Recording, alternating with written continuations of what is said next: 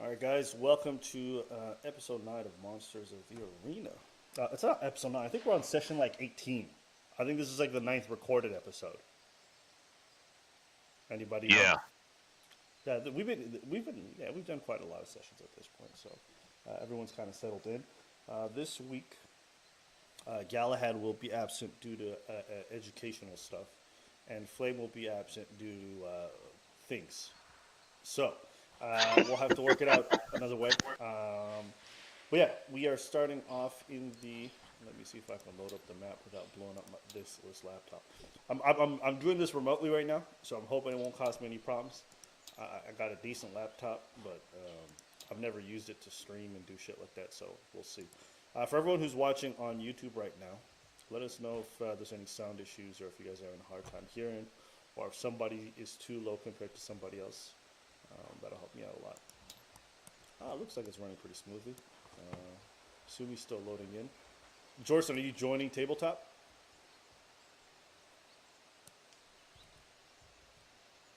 I can't hear you. You're muted. Yeah, I'll be joining. I'm just getting everything loaded up. Cool. So last where we left off last session, you guys had just reconvened, discussed potential future plans and whatnot.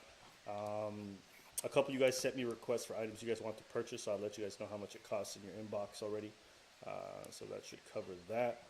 And I believe one of you wanted to visit a magic shop to see if you can improve one of your weapons. Is that correct? No? That wasn't me. That was not me. I think that was Galahad. All right. That sounds like Ethan.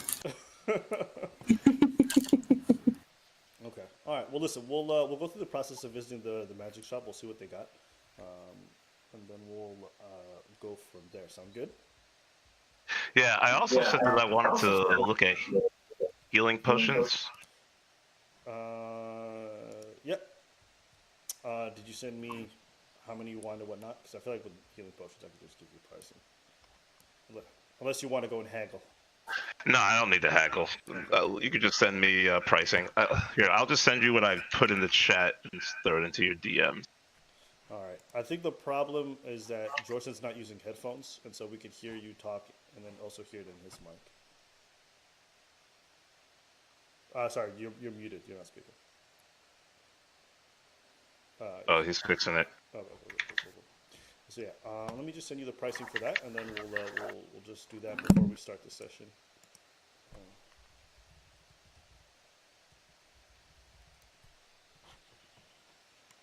All right, he's muted on my end, so it shouldn't.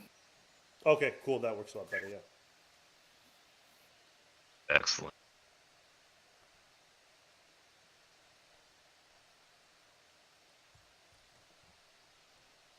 So about to be my biggest enemy. All right. Well, you're probably not going to like this since this shit's expensive.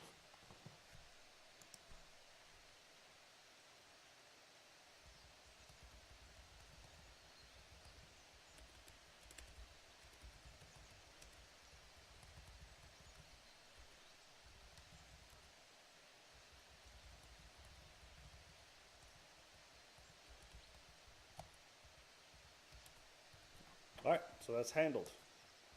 Just let me know how many you want, and then add them to your inventory, and then from there, just remove your gold. Cool? Oh, okay. See how much money I have. Yeah, they're not. They're not. They're definitely not cheap. And the other potion you were asking me for is hella expensive as well. Ooh. All right, cool. So let's get started. You guys have just reconvened near the town square. All of you have now just met up and discussed plans. And one of you wanted to go to the magic shop, so we'll probably stop there right after you guys discuss what you want to do. But considering the options that you guys had before you, what do you guys think you want to do? So I believe right now we're at the point. I hear echo. That would probably have to be. Let me just see here. Gotta be me, if anything. Oh, yeah. You gotta do push to talk. Yeah, so what do you guys want to do? Well, I guess this would be the time where I tell everybody that I need to stop by and see some old friends.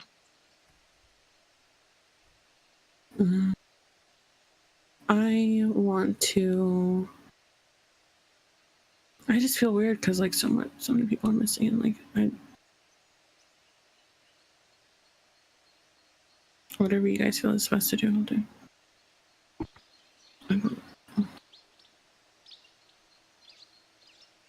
Um, I mean, my plans won't change.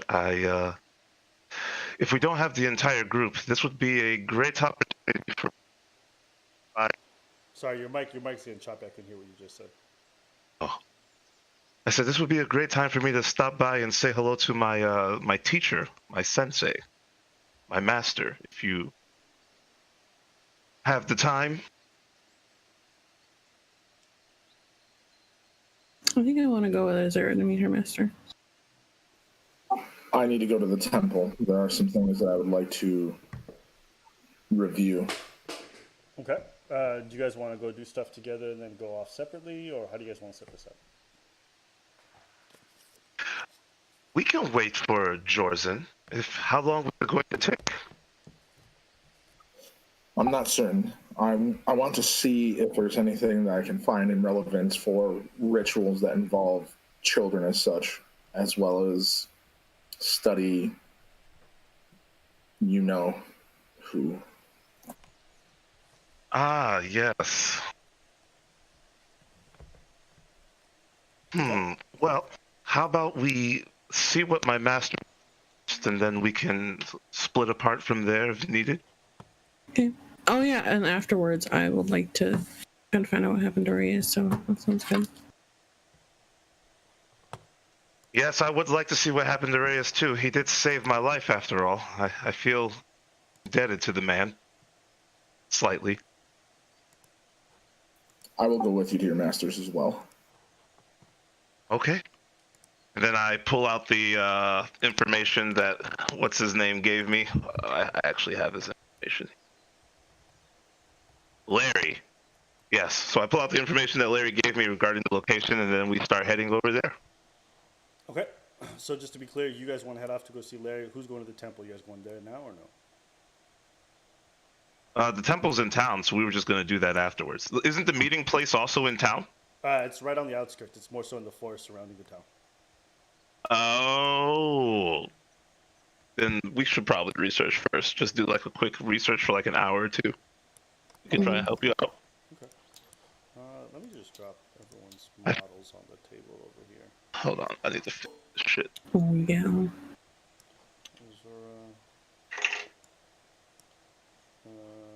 I actually don't have Vita's model.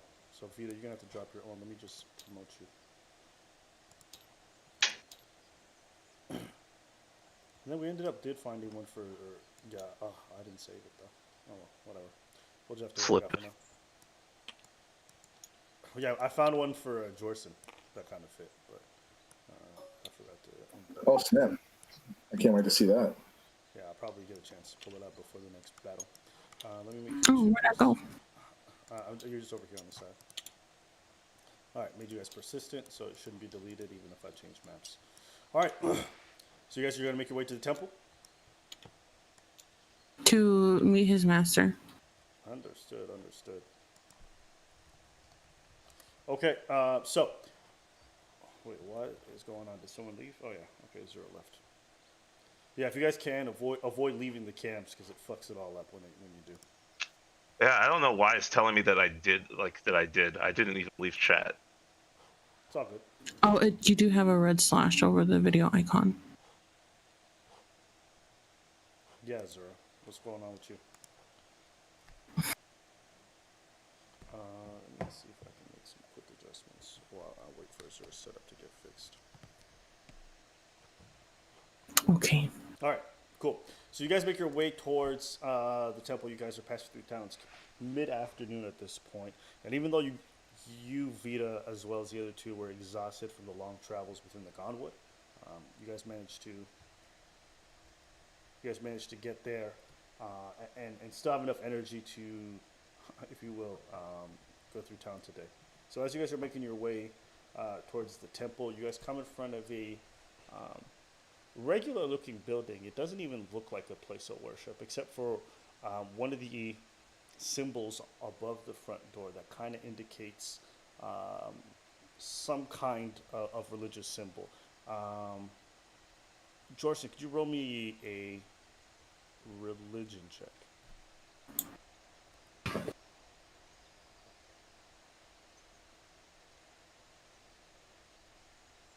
Yeah, I'm rolling right now. Give me just a moment.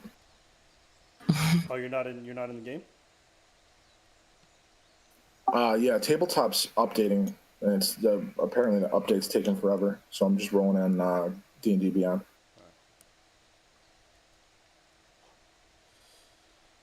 Azure, your camera's still not working, by the way. Oh my, triggered. Okay, give me like 12 seconds to get this shit right. It's all good.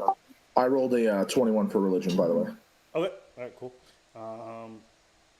As you look at the symbol, you're immediately able to recognize from which deity this belongs to, and this indeed does belong to disciples belonging to the moon goddess Saloon. And so, knowing that, do you guys want to enter? Yeah. Yes. Okay. All right.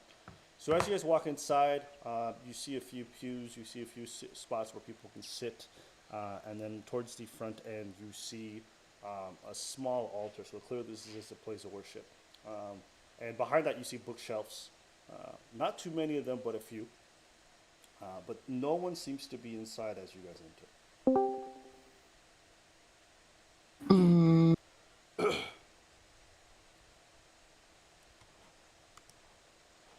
Well, that's odd. I'm sorry. I'm distracted. We are in the temple. I'm just really distracted this morning. We're in the temple for Azura or for Jorson? For Jorson. Oh, okay. That's why he's doing the Arcana check. Okay.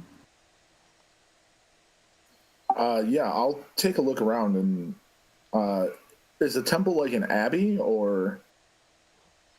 The temple, yeah, it'd be closer to an abbey than it would be a real like full-fledged temple. Okay, so that means that like someone lives here, right? I couldn't tell you if someone actually lives here. I would just tell you like in terms of size and how it looks, it would be closer to an abbey. Sure. Okay. Yeah, I'm gonna try and take a look around and see if I can find anybody. All right.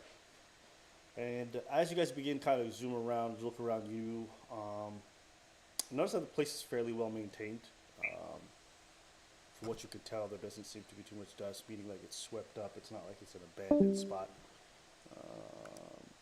And as you guys are going through the process of, all right, Azura just keeps joining me. Let me just turn off my sound effects, or else it'll drive me crazy. I thought you already had.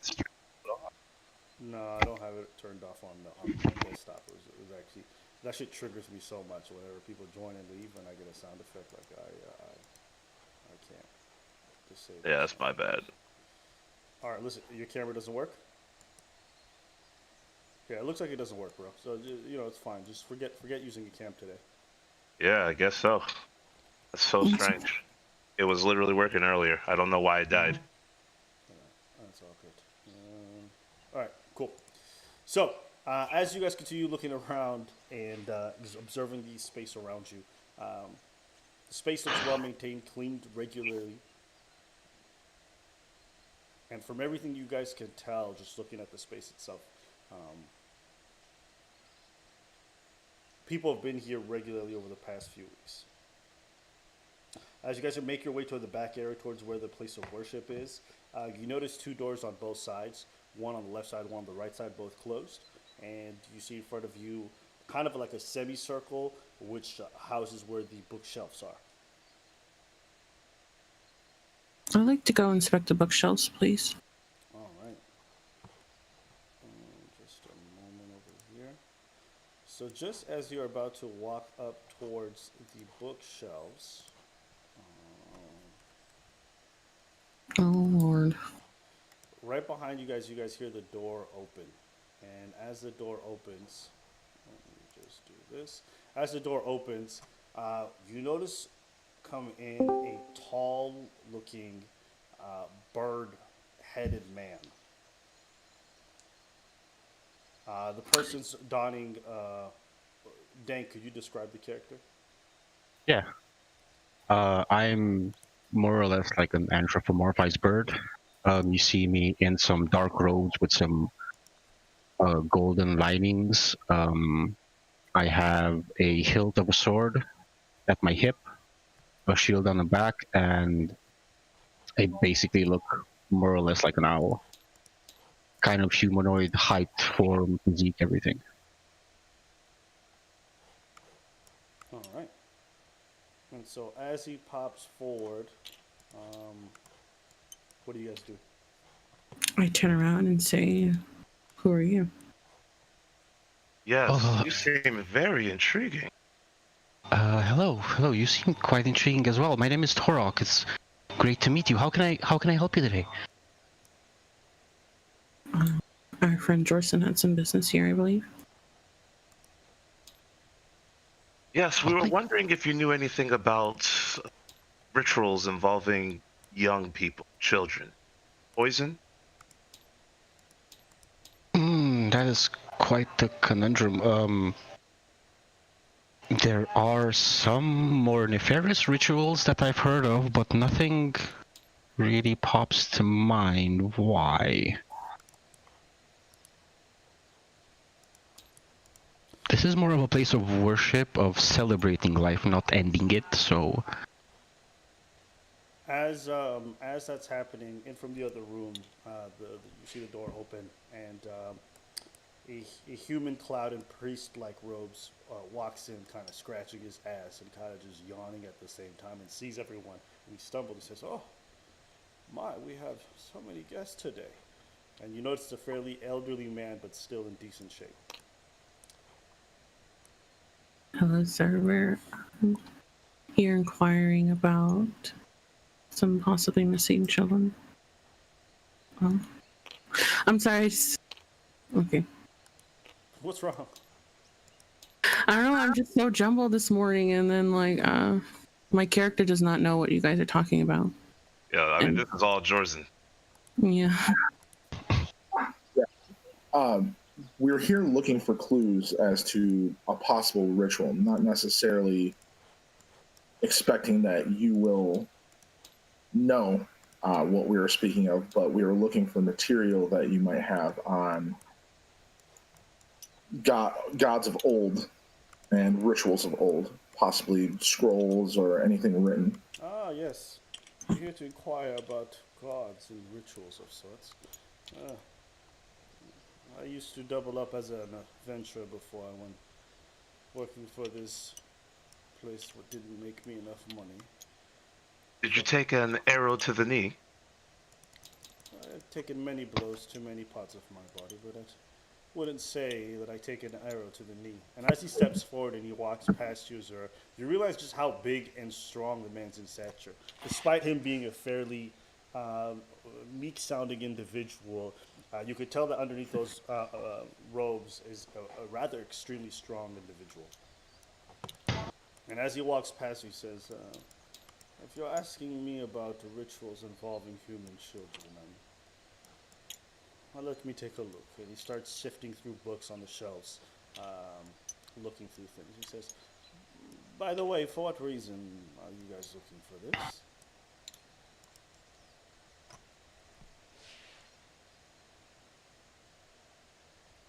Anybody? Wrong on mute.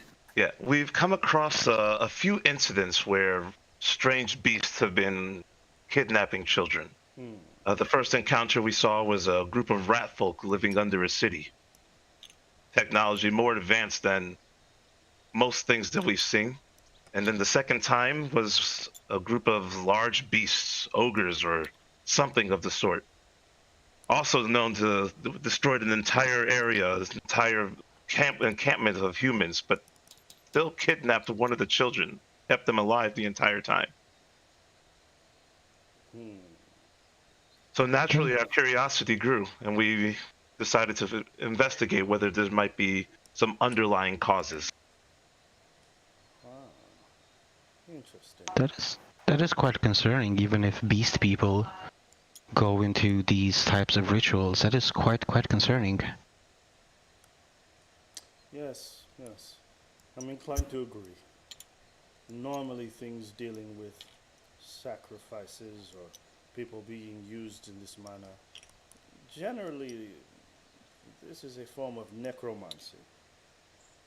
Let me see what I can find on such matters. See which monsters would engage in such behavior. And as he You takes, should take Jorzen. He's pretty familiar with that area.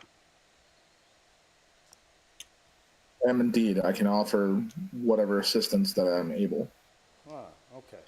Well, you see those two Expededias there on the far left side, the ones with the orange tag. Normally, those are for dark arts. By all means, begin opening those up for me, please. And tell me if you see any references to. Just give me a moment over here. Unrelated, good sir. Would you happen to have any local folk tales written down that I may scrimmage through? I'm a bit of a curious person about that type of information. Folk tales of what sorts exactly? And he looks over to History you, of the land. Jorson, and he looks at you, Jorson, and he says, go down to the section for G and look for the name Golgari. I'll nod and go over there. All right. Yes, what were you asking for? Nothing out of the ordinary. Tales of the local town, stories of old, things sang to children that were washed away from history. Interesting. Well, I will take a look. Let me finish this first request, and then I'll see if I can tend to yours after. Of course, take your time. There's no rush, but today. If I might interject, do you plan on doing anything to stop these so-called rituals from happening? I intentionally ignore answering that question. I assume I can catch that. Well, if I could lend my aid, I would be more than happy to assist you with this and lend my many skills towards stopping these happenings. They're quite disturbing me. We would welcome any and all help. Well, that is quite good to hear. Do I see, is Vita's bow, like, visible? I would probably say that Yeah. Vita's bow. Yeah, it's visible. It'll be on her back. Okay. If I may, I can give it a small improvement that might help you in the long run. If I may have your bow for just a couple minutes. What's the improvement? Let's just say you will no longer have to buy arrows going forward. Okay, I'm giving my bow. Okay, I'll just sit down and spend 5 minutes improving her bow. I hand him my empty coin purse and say, do the same thing with this. Silver or gold is acceptable. Copper if you must. Okay, I drop 2 gold pieces in the coin pouch and continue working on the bow. Vita watches him working on her bow. As that's happening, you, Jorson, you find the section relating to the name that he mentioned, and you see something in regards to Golgari shamans. Essentially, Golgari shamans are spiritual leaders of the Golgari swarm. They essentially teach things about the cycle of nature and using necromancy to show how like life sprouts from death. There have been monster races who also adhere to some of these principles, and and oftentimes rituals involve human life and dead people irrespective. So that's what you see when you pull it up. Okay. I will bring the book over to the. You said he was an elderly man, right? So yeah, he's got complete white hair, but he's got a very strong build. His posture's good. Okay, I'll bring that book over to him and ask, is this what you meant? Ah, yes. Golgari shamans. Quite pesky ones, if I say so myself. They traditionally live deep within swamps or darkened areas. And you never know if you're fighting the real one or just their minions.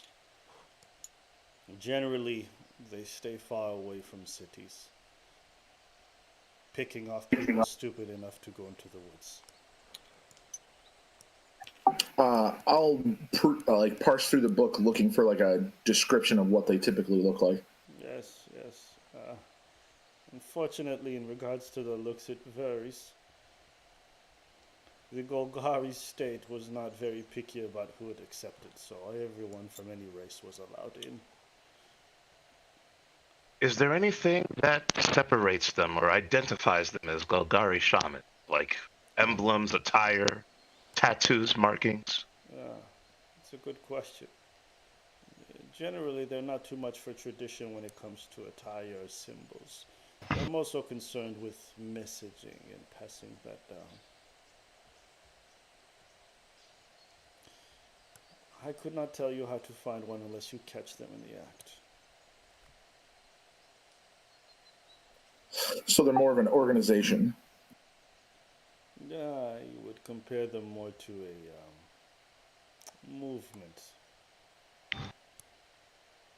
Does that make Sounds like a sense? cult.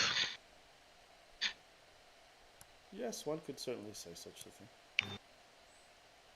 Do they have a deity that they typically worship? Unfortunately, most of their practices are shrouded in secrecy. You'll never get one to talk if you do catch one.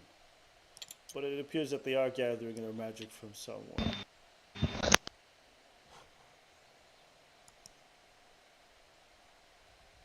So, is there anything else I could help you with, if that's all? I wish to have my mid-afternoon nap.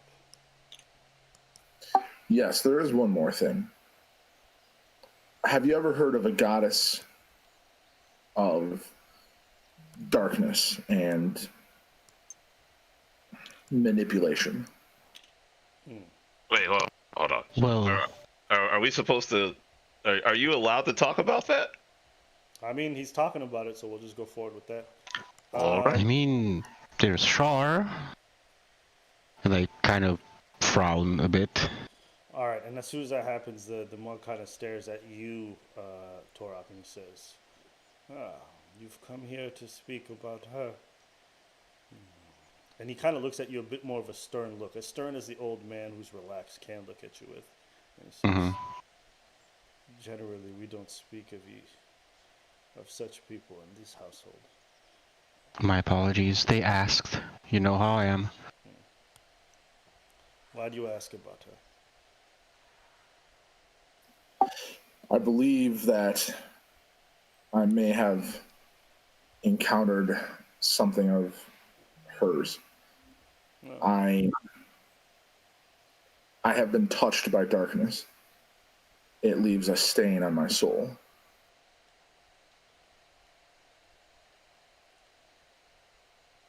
As he takes in your words, he says,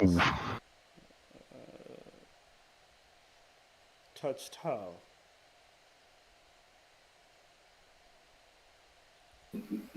I would like nothing more than to tell you, but I can only be vague. Are you saying that you're one of the followers of hers? I slowly reach my hand towards my hip in case shit might go down. No, I am not. I only seek to reclaim my light, and I will remove my mask. Okay, roll me a persuasion check.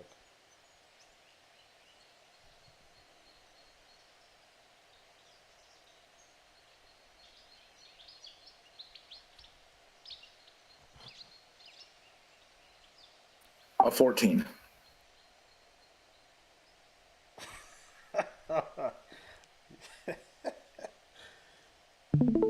As you remove your mask and as you're going through the process, all of a sudden you feel a fist flying right at you.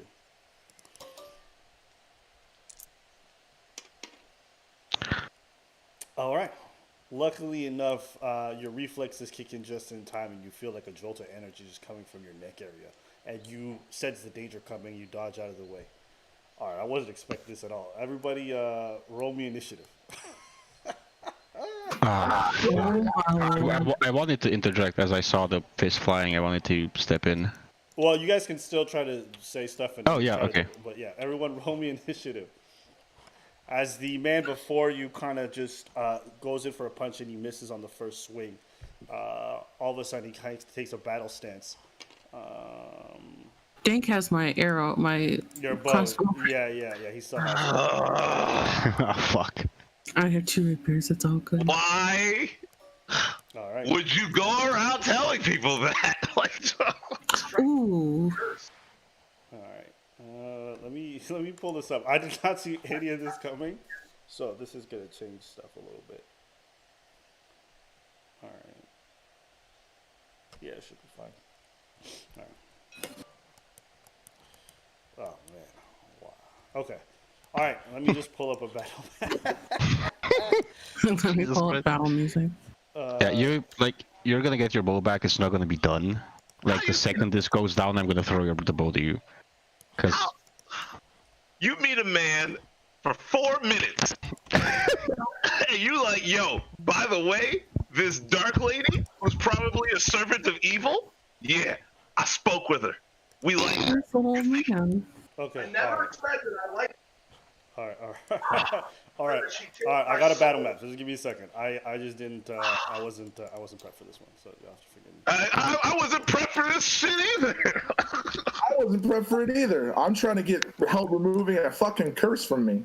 Just gonna tell everybody. Go up to a paladin and be like, yo, bro, I talked to a dark goddess. Can you help me? yeah, smite. Oh no. All right. This is what I have to do. Oh, cool. All right, let me add some squares to it, because I wasn't expecting this one. You guys are gonna have to make do with this battle map for now. Oh, bro, it's fine. It's fine. All right, good. Now let me just pull up this guy. Should we find something in here? Team. All right. All right, I'm gonna have to just use this one for now. Okay, all right. So let me get some battle music going, and it'll have to do. Okay. Give me 1 second. Give me 1 second. Give me 1 second here. Yeah, I need 1 second too. I've been trying to catch this Tangela for 2 hours. It finally showed up. Sorry. Okay. All right. All right. Music should be playing. I think. Did I get it right? No, I didn't. Oh, thank Jesus. All right, good. Okay, cool. So, as he stands back up straight and kind of assumes a battle stance, he kind of removes like half of his robe, and now like you see an extremely well-built man underneath it all. Let me just. Bruh, this music is fire. Yeah. This is classic Witcher music. All right, here we go. All right. You have my undivided attention now. Okay. So, as you guys were all in different spots, you, Torok, and Vita were at the far back. Jorson, you were right in front of him, and Azura, you're over here off to the left-hand side. All right. Let me just see if I can make these. Squares bigger. Yeah, that sounds about right. This is good. Cool. And the man looks at you and he says, it seems it's time for me to smite out evil again. And Vita, you go first. And then after Vita goes first, it's going to be...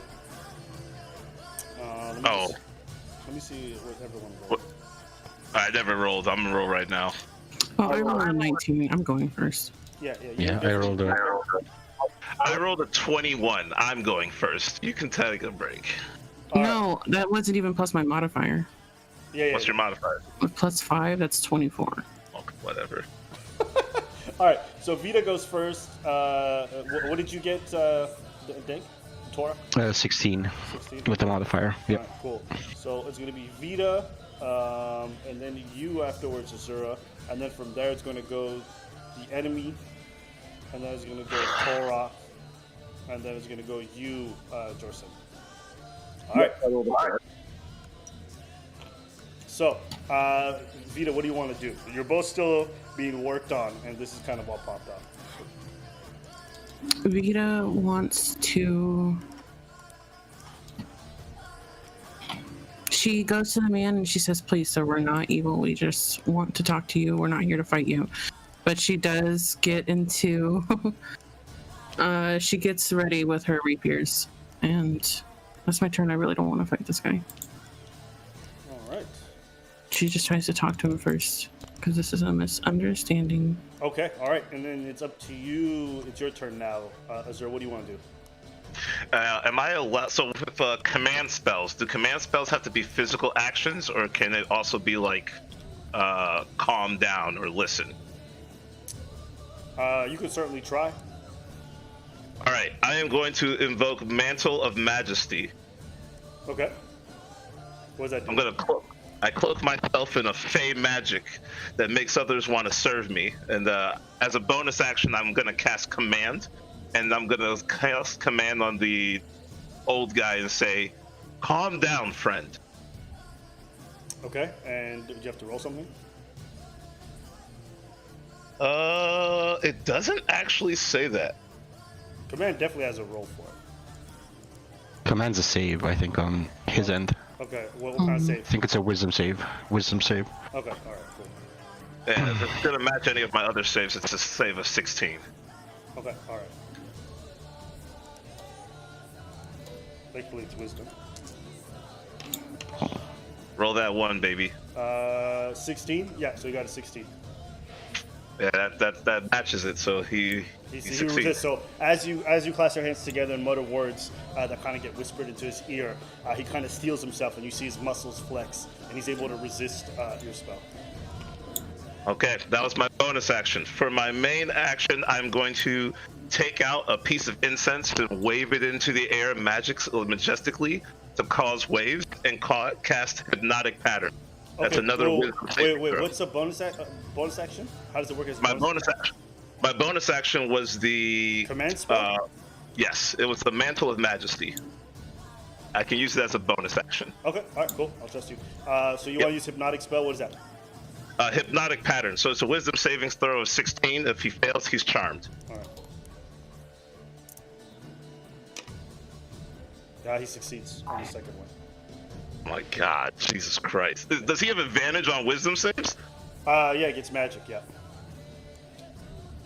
So as he does so, as you try to once again whisper words to his ears, he kind of looks over your direction, and you see his eyes kind of almost bulge out, and he resists your words as he steels himself once again.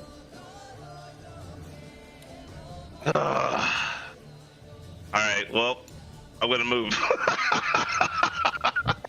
All right. And now it's his turn. So seeing George in front of him, he prepares his fists right away. And he's going to go in. Oh my god. Yeah. Okay. He's going to. Let me just see if I'm correct here. Yeah, you can. All right, he clasps his hands together and begins casting a spell. And as he does so, he smudges something in his hand, and as he slaps it to the ground, a wall of fire appears. Right here. And the fire is 5 feet thick and about like 30 feet long. And as he does so, flames go about 20 feet high. And then he looks over at you, George, and he says, "Our children will be smited. I promise you." And that is going to end his turn.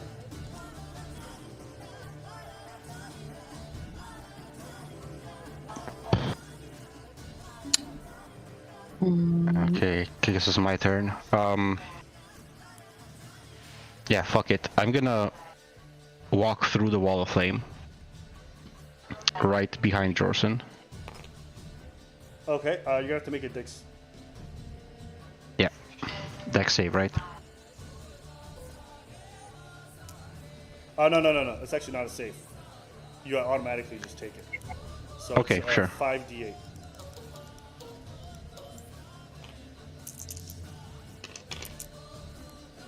All right. So yeah, as you walk through the fire and it starts to burn to your cape and to your and your feathers, you take 23 hit points of fire damage as you walk past it.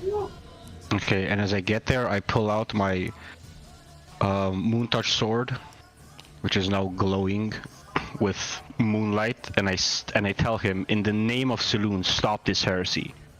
He said he is an unwilling follower of Shar, and we're supposed to help. Do not make me do this. All right. Roll me a persuasion check. Oof.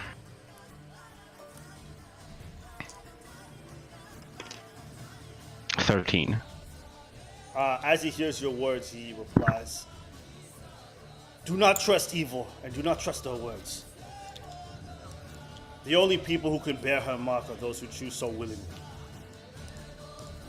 And that's his reply to you. And I'm gonna need Jorson.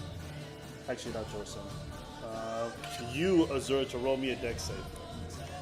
And are you ending your turn right there? Yeah, that's my full movement. All right. What's your? Did you, 18. for a dex save? All right. Yeah, bro. Yeah, you pass. You take half. Let me see. Oh no. And if you ended your turn, you gotta roll me. Oh my god, I feel bad. No, on this side of the wall of fire, I take no damage. Only on the other side. Yes, you're correct. And you take 13 hit points of fire damage as the heat kind of emanates and it expands. Some of the embers kind of catch onto your skin and burn you, Azura, for 13 hit points of damage, fire damage. I'm resistant to fire, so I take 6. Okay, well, all right, there you go. Add that resistance. So we move to your turn, Jorson. What do you want to do? Why am I taking fire damage at the end of his turn? You're not actually supposed to take it at the end of his turn. You're supposed to take it when they appear. So I was just retconning it, adding it. Because anything within 10 feet, once it appears, has to make a save. So, Jorson, it's your turn. I will just hold my hands out in supplication, essentially. I am not here to fight you, and I am not here to proliferate. Jorson, I can't hear anything you're saying. You sound muffled. You sound muffled. Can you hear me better now? Yeah, I can hear you much better. Go ahead. Okay. I'll hold my hands out in supplication. I am not here to proliferate her goals or serve her.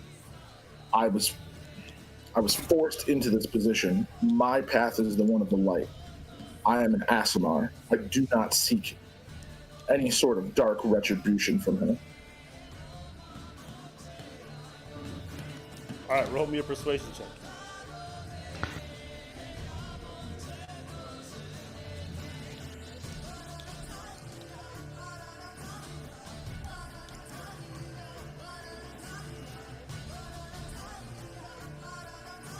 Uh, 19. All right, he hears your words, but there's no reaction. And then we go back to the top of the turn, which is you, Vito. Mr. Vita. I really don't want to fight him. I don't think that we should. So I'm going to come around and try to talk to him again Wait, myself. no. That's the wall. You can't. Oh, so there's no. You can't even see what's going on. You just saw the Birdman run through the fire, and that's about it. You have no idea what's happening. You can't even hear them talk.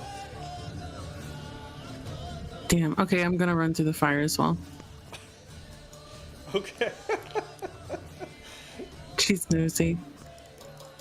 Okay, so then she says, Hold up. If you run through the fire, you take 24 hit points of fire damage as you run through it and the flames catch you. Yeah. okay. So then she comes forward and she says, please, she says, please, sir, we're not here to fight you. We're not here to cause any violence to you. We don't want to do this. Please just talk with us. Okay, roll me a persuasion check. Okay.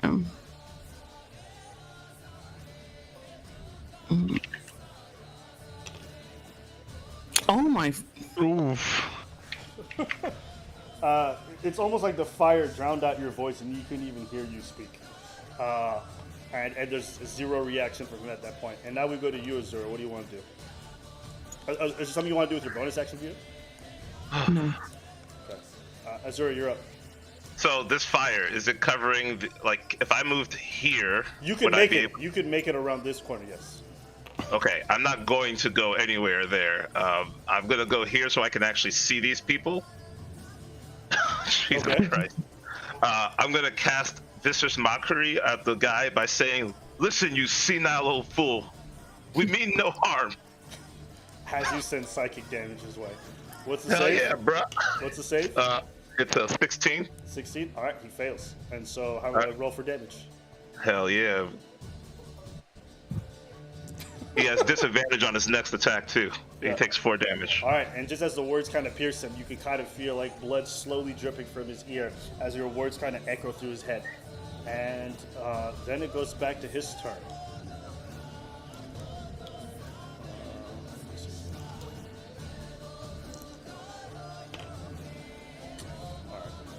Oh, shit, my bad. I was gonna cast bonus action Mantle of Inspiration on everybody I can see, and then say, get the hell out of there. Okay. Oh, I already have inspiration from last. Yeah, you have inspiration that you can use at some point during a roll. Okay. Yeah, so you guys have mental inspiration. You guys can use your reaction to run. What do you guys want to do? Yep, and you also have 8 temp HP. Yep. Yep, I'm out. Okay. Oh, I don't want to leave Torso. I'm there. Jordan can leave too! Jordan can leave too! Okay. Yeah. I am. I will not run. Oof. I'll never use my Mantle of Inspiration on you again. I ain't saving no more lives. Okay. Okay. Yo, you. All right. Okay.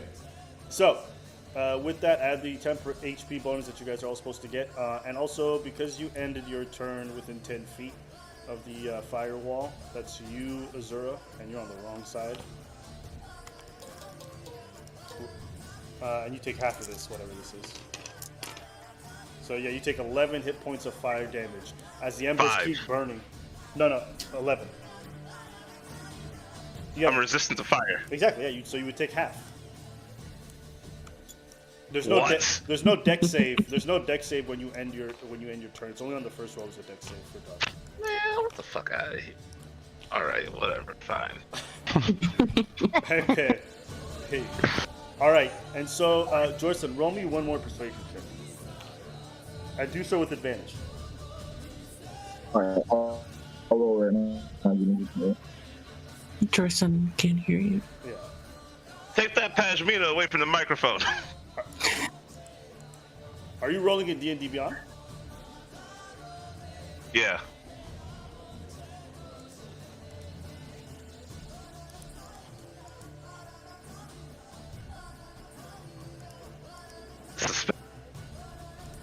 Alright.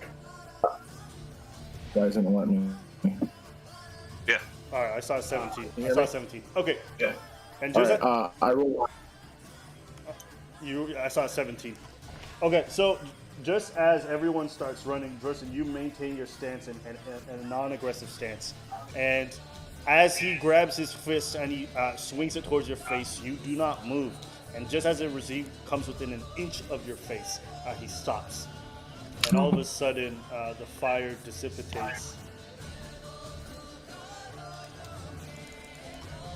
And let me...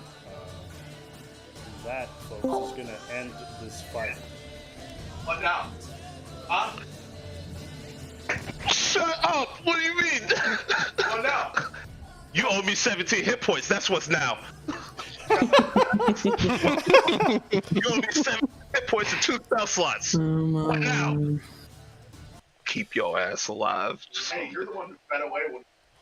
All right, and just as that happens, he stops himself and he lowers his hands, and he says, "It seems that either you're a crazy person, or that you are deserving of death. But judging by your actions, you mean no harm for real. So for that, I take out a piece of paper and write unwilling on it, and I'm gonna hand it to the old man. Just so he knows what unwilling means. unwilling. Yes, How much he is unwilling. How much do you know about the church? I know that they stand against everything I stand for, but if he says he is unwilling, Understand, for all those who walk in the shadows, they have to choose to do so. I understand that you attacked us under a misconception, and I need heals. Do not I'm make a gonna- mistake. I've not determined that you guys are out of danger just yet. I've just determined that I will stop for now. Well, realize that we are, in fact, not dangerous. I'll take 2 healing potions. Thank you. I'll cast a first level cure wounds on Azura. Yeah, and he looks over to you, Azura, as if to tell you to keep quiet, and he says, 10 hit points. No, sorry, 7. "You will receive no such aid, for I do not even know for whom you stand for. Now, you." And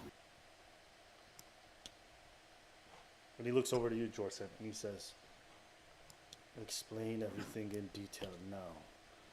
I would like to understand."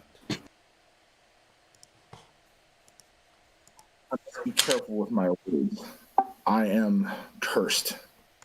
There are details that I must omit, or else I will die. But what are these Do you details understand? that what are they in relation to?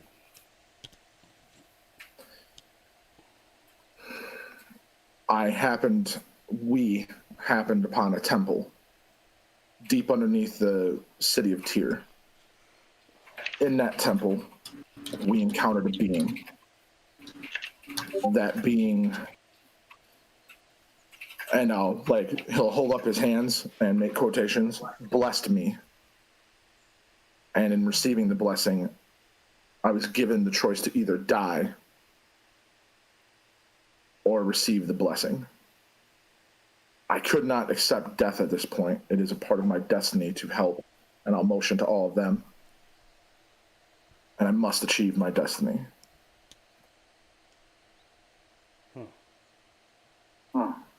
Show me the mark.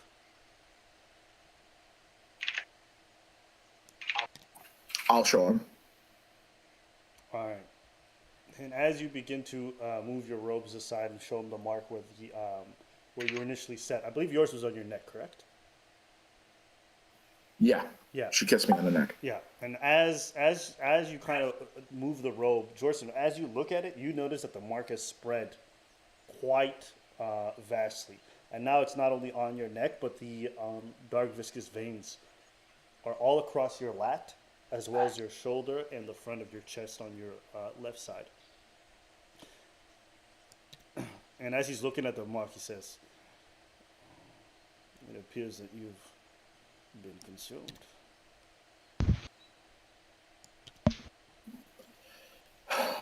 Yes, I am not well. I am trying to find a way to remove this curse. This was the first temple that I could get to without being in some sort of danger. I need your help. Okay. All right, and just as this is happening, the light that was blowing through the large windows seems to kind of start to slip away as you notice kind of clouds come in and shadows kind of overtake. And as that happens, Jorson, you feel resounding pain in your left shoulder as the location of the mark starts to vibrate and pulsate. And let's see. Roll me an Arcana saving throw. Sorry, not roll me a Wisdom saving throw.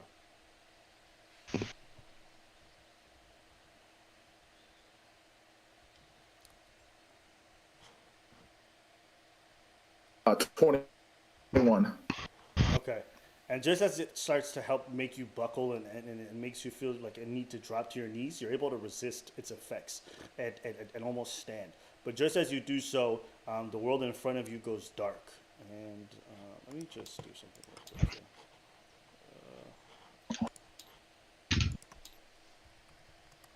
Here it is. I'll clutch my shoulder in pain and cry out.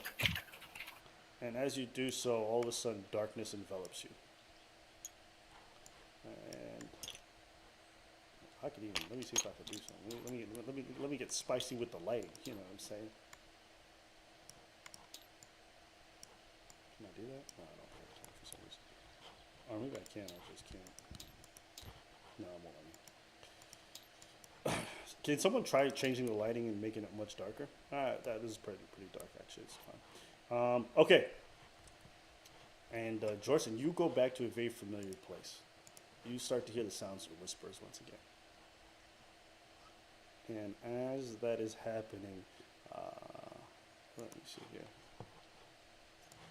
All right, yes, all right, I got this on. I gotta do this voice again. Just give me a second. I'm gonna have to do this in a minute. Let's skip. Is it working? All right, cool. And just as that happens, you hear the sounds of whispers start to come in strong. And you are transported back to the same spot that you had been to before. This place where you can't feel anything below your feet. You almost feel like you're floating, but not at the same time. And your senses are very discombobulated. Aside from the sounds of whispers, you're not even hearing them. They almost seem like they're inside of your brain. You hear her voice. And she calls out to you, she says, "So, you wish to reject my blessings, I see. You've been Yes. fighting me for quite some time. And now, you would go to one of her children for help. Hmm?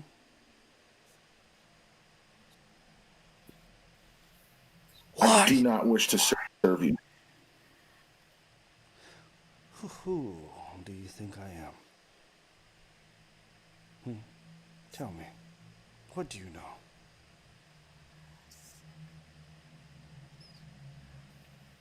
You are a goddess of darkness and death. I do not wish to serve you. Our interests do not align. You are not my destiny. My interests? What do you suspect my interest is? Tell me. What would a mere mortal like you understand of our machinations? I will admit you are a goddess and you are beyond my ken, but I cannot serve someone as you, and I will not allow you to corrupt me or my destiny. Corrupt you? My friend. You've always been corrupted. Well before I ever laid my hands on you. You just didn't know it. The only thing you've ever known is corruption. You just believed it to be the truth. And now you have the audacity to come before me and speak of my influence as if it's a negative one. Do you even know where you're standing right now? The person that was in front of you. The person that you used to serve. Do you know anything about them?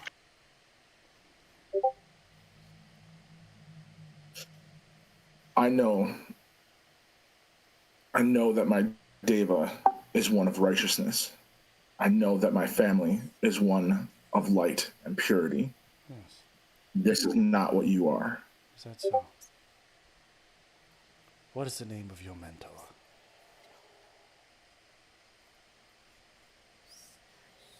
Say his name.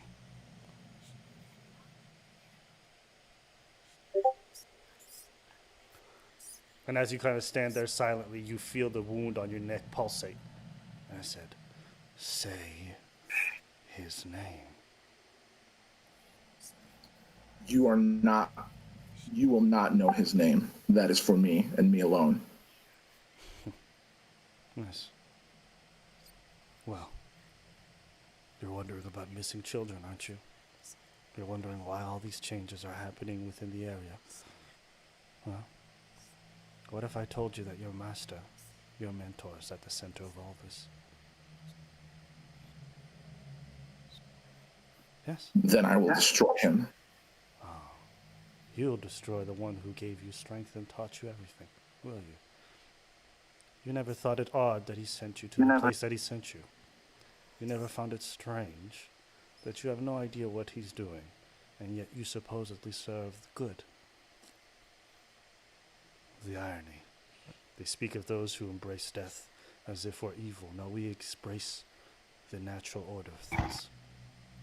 It is you who lives evil. For as you sit there with the light basking on you, you keep others in obscurity, ignorance, death, fearing the inevitable. Let me tell you something. All of these changes, all of these things happening, they are not my influence, no. The evil that you're seeing out there, they belong to the ones that you serve.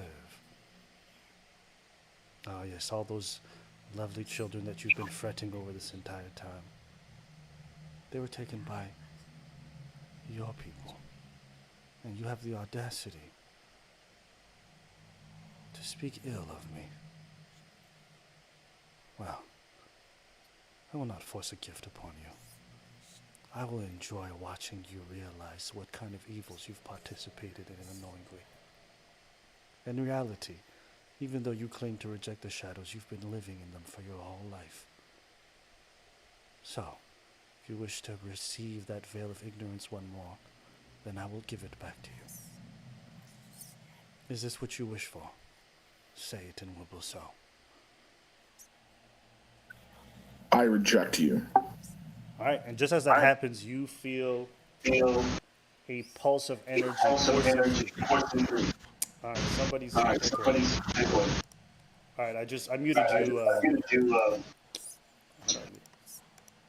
All right, I just muted you, Azura. I don't know why, but whatever you were doing was causing me problems. You feel pulse of energy just echoing throughout your entire body, and as it does so, you feel your blood veins, everything almost about to expire, and you feel yourself exploding with this energy in every orifice that you have, and as this darkened energy, as this darkened energy begins to consume you, you start to feel it retract right back down to the area around your neck. And as that vibrates, all of a sudden dissipates into nothingness. And then your mind kind of goes blank. And what I'm going to do, we're going to roll this right here in D&D Beyond. I'm going to roll here. What did I decide? All right, let me just do this real quick, because I was not expecting to do this at the beginning of the session.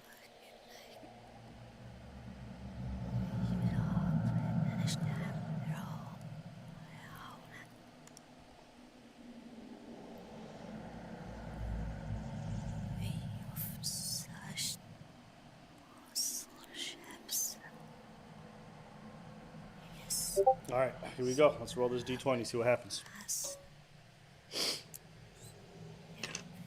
Get it. All right.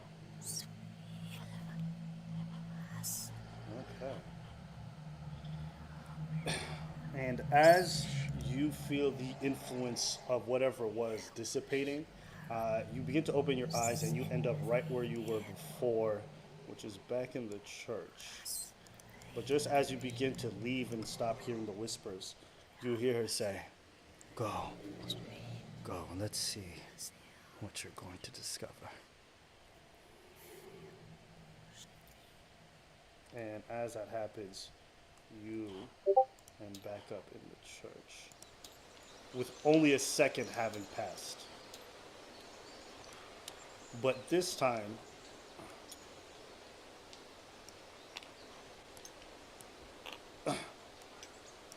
you feel zero connection to magic anymore.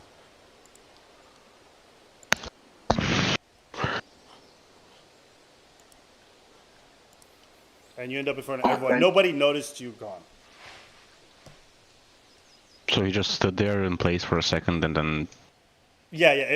Everything Okay. happened in a split second, so you guys wouldn't have noticed any kind of change.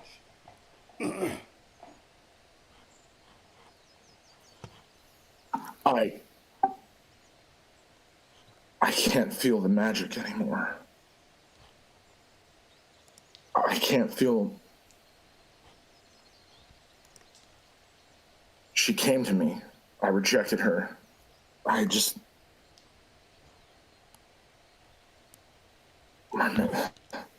Everything is. Yeah, and as you say that, he kind of clasps your shoulders and he pulls up your shoulder blade with a mark once, and he says, "I've just watched her influence retract. How's this possible? You were with her. Explain." I think I can tell you now. When we encountered her in the underground temple, there was a test of sorts. I and our ally Andre succeeded in the test. Snitch. We were brought to Rome, and that was when she tainted my soul, and she forced me to not reveal any of the secrets, or else I would die. I was just with everything that happened, I couldn't find a way to remove this curse, and I have been waiting. She came to me just now and told me that everything that I knew was a lie, that I am serving the forces of evil. I knew this was a lie myself. I know my destiny. I know that I am right and that I will bring righteousness and goodness to this world. And in doing so, I rejected her. And apparently that rejection stole all of my magic.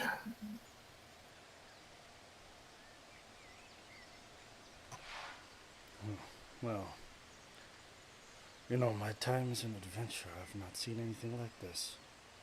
Quite curious, I will say. I will have to write a report. I must rest. Yes, I think it prudent for you all to leave. And then he casts mass cure wounds on you guys. And you What guys the are all fuck gonna take. You guys are all gonna take 16 hit points of healing back.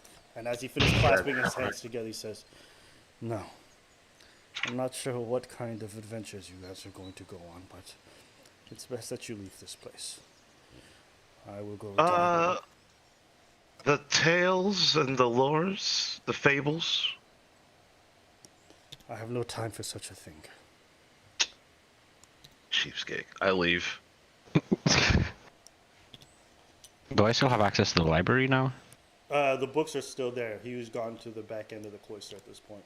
Okay, could I peruse for any books that might have folk tales that Azura's looking for? Yeah, you could certainly peruse things for folktales specifically. Yeah, roll Okay. me a history check.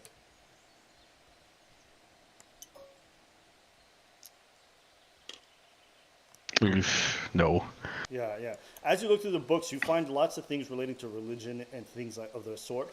But as far as like local folktale, you can't see any books that stand out to you and that you would have time to sift through at this point. Okay, cool. All right. So what do you guys want to do now?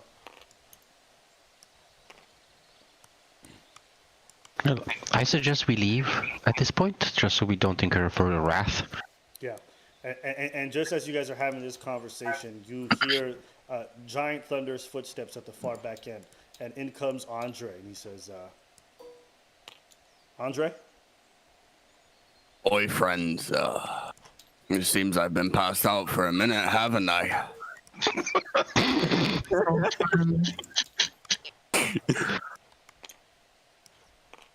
I will say you've missed a few things, relevant things, as I walk by him and still exit. Yeah, I'm leaving. Well, Azura, please do tell. As I fall and step next to her. Yeah, I'm gonna stay close to Jorson. All right.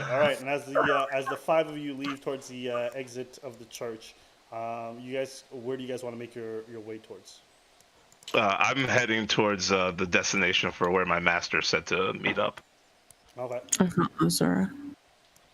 All right. So you Another guys- time, Andre. Another time. We have to meet up with my master. He's expecting me. It'll take about like 20 to 30 minutes to get there. So if you guys have stuff you want to chat about, you guys can on the way down. Or if you guys just want to keep quiet, you can as well. Okay, I want to ask Jorson. So you actually spoke to Shar herself? I just looked despondent. I am not certain if it was Shar. I was trying to find out who she was, so that Hopefully not her, but stay strong. We will get back the power you need. And I finally sheathed my sword because I've been like hand shaking, holding it out this entire time. Do I hear this? They would be in the back end. If you want, you can. No, you don't have Roll enough, perception. No, you don't have you don't have enough passive perception. It would be a passive perception because he doesn't know that okay. they're doing it. So no, you wouldn't be able to. Oh, fair. True. I'll look to Dank. I don't remember what his character's name is. It's fine. Torok. Torok. Thank you. You don't even know me, and you chose to help me. Like the dinosaur hunter? Close. Yeah. I mean, it is my calling, it is my job as a follower of Saloon to do that, so glad we all lived. And as we finally exit, I'm gonna whistle, and a small bird will just fly down and perch on my shoulder as I keep walking. How does Ponyo react? Ponyo is alert and lunges at the bird. Oh no. Yikes. All right, Dan. It's a little swat. He's a curious guy. The bird's AC is 15. Oh, no, there's no attack. Ponyo's not even a real beast. Yeah, he wouldn't. And he missed No, anyways. And he missed anyways. Yeah, the bird just looks at him like, okay, you know, this like meh, like this happens a lot. All right. And so as you guys press on forward and you guys are having your conversation, you've now exited the town and heading towards the outskirts, basically where the, you guys have passed the outskirts and heading towards the tree line to the area that Azura is indicating to go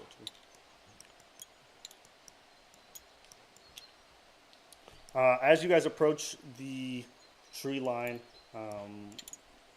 Azura looks back, I guess, at whatever instructions she was given. And as she does so, she kind of points off into a direction and you guys all begin to follow. And I would say you guys probably have another 10 to 15 minutes before you get there. And once that time has elapsed, you guys have made your way into the woods. Off in the distance, Azura, you see a figure, and it's the same one that you'd seen before, kind of posted up against a tree by himself. It's good to see you again, Larry. Larry looks up and he tips his hat and he says, "Wow, you as well." Sorry we're a bit delayed. We came into some unexpected confrontations. Yes. And you've brought your friends, I see. I hope that's all right. You did not say to come alone. No. But generally, you know how outsiders feel about our people. True. But they've been partying with me, so I think they'll be okay. Under normal circumstances, I'd never let them enter the camp, but considering Master trusts you, then I will extend that same courtesy to the people around you. Thank you. Thank you. Well, follow me then. And as he does so, he kind of leads you towards a back area. And let me just see here if I still got it. Why did I delete that? I'm such an idiot. Just give me a second here. All right, yeah. And as he leads you to it, there's a bit of an opening that you guys start to notice. And from there, you notice like kind of like shoddy looking tents. Let me pull it up for you right now. Yeah, this will be close enough. You guys notice a bunch of shoddy looking tents. And the area in front of you, you, Azur, you're the one who notices first. Let me just fix these. Let me just fix this. All right, perfect. You, Azura, you being right beside Larry. All right. You are the first one to notice Jimmy off in the distance. So let me just drop Jimmy's model in a little second here. And as Jimmy sees you, Jimmy's kind of was talking to a tiefling on the side. And if I had to describe Jimmy's build, Jimmy's tall and slender, probably about 6'5", far taller than most tieflings are. And he happens to have something covering his left eye. But otherwise, he's dressed rather elegantly. His slender build, his long fingers, the calluses that exist on them. You can tell that he's used to using his fingers for handiwork. And as he sees you, Azuri says, "Oh, it's been a long time, hasn't it?" Good to see you too, Master. I see that the days have done you well. Yes. And I see that you've managed to escape prison. Well, How did you know about that? Never mind. You have birds everywhere. I know how you know. it's not very difficult to imagine when you find out about a scandal involving a tiefling and a noble woman's wife. How many of the tieflings that we know would ever engage in such an action? Considering To be that- fair, I forgot that was the backstory. I didn't. Your backstory was crazy. I was like, why? Let me just populate this a little bit. Yeah. Oh, bruh, I need help. I don't know what that was. Okay. It's all good. So, yes, as he approaches you, he says, in the future, if you're going to fuck someone, just be certain that they're not actually powerful or related to someone who's extremely powerful. I will make a note of that in the future. You have to forgive me. My mind wasn't in the right place. I needed a little bit of clarity, which I get until after the interaction. Yes. Well, we're glad to have you here. We need all the help we can get at the moment. As you can see, our people are not exactly in the best of circumstances. Can you guys not see my camp? Because it's not fixed on. Nope. Yeah. I can see your cam just fine. I can see it. Yeah, no. Okay. Yeah. So it'll pull back up in a second. Yeah, I've had it up for a minute. I was just a little curious. Yeah. Carry on. It's not an issue. So let me just. Oh, did the game just disappear? I think it might have crashed. Yeah, I did. I just got kicked. All right. Oh, jeez. It's okay. I'll bring it back up. We can just keep going for now. So yeah, basically as his conversation's unfolding, he relates to you that at the moment we're in need of help. We're in need of assistance. Our people aren't generally well liked. And what's more, because the activity going on within the Garden and the surrounding areas, it's become even more dangerous for us to be so isolated. I see. I wish to create You do, safe right? passage. I just created the room. You guys can rejoin. I wish to create safe passage for us. And for that, an outsider's touch might be best, as our people are not that well regarded. What do you mean? Safe passage? Where to where? To the freelands. There's no guarantee that it's going to be inherently safer than here, but we know that we will not survive in this area. The monster attacks have grown numerous, our people are getting picked off, children being abducted. In order for these people to survive, we need to get them to a place where they have a fighting chance. Master, it's interesting that you mentioned children being abducted. We've come across 2 separate incidents where beast creatures have been abducting children as well. Yeah. We think there may be a pattern. Have you heard anything? Patterns are hard to grasp. The children were normally picked off when it was nighttime or when they wandered off into the woods by themselves. We've made a very stern effort to stay together as a group from then on after the first 2-3 abductions. But unfortunately, it's been weeks since we've had anyone missing. And the only pattern that we notice is those who are alone get taken. I see. With that in mind, the first thing I would say is, if you guys do find those children, by all means, contact us or let us know, for we would be quite grateful to see them again. Their parents are, as you can imagine, rather distraught by their absence. You know, this normally goes against my original way of thinking, but I can't help but pass up an opportunity to see a true tale happen in front of my eyes. History in the making.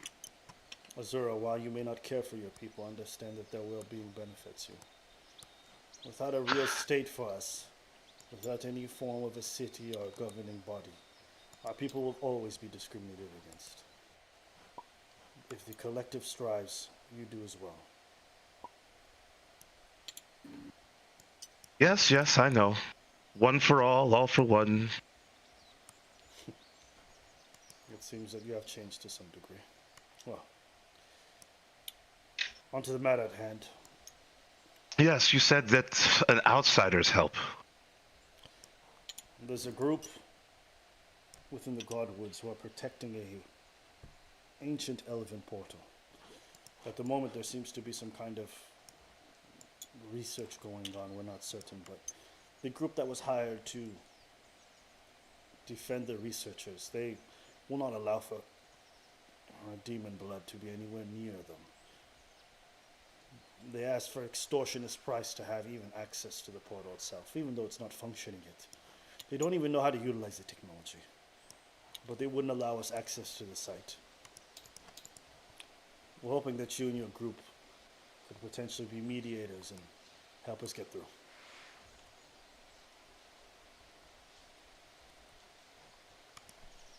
I think that's something that we can arrange. But I can't speak for my group. I can only speak for myself. Perhaps these bleeding hearts will be interested in helping out a group of persecuted people. As I look to the bleeding hearts, Andre, Vita, Jorzen, but not Tarak, because I don't know him. I'm working on her bow, on Vita's bow, so. You put it that way, of course. Uh-huh. You know you may always count on me, though I don't know what use I will be of currently. Ah, yes, I forgot. You can't use magic. How will you fight? How will you move on? I need time. I must rest.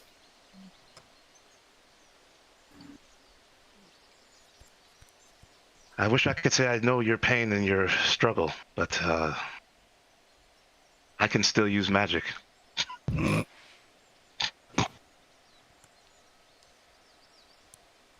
Thank you for that.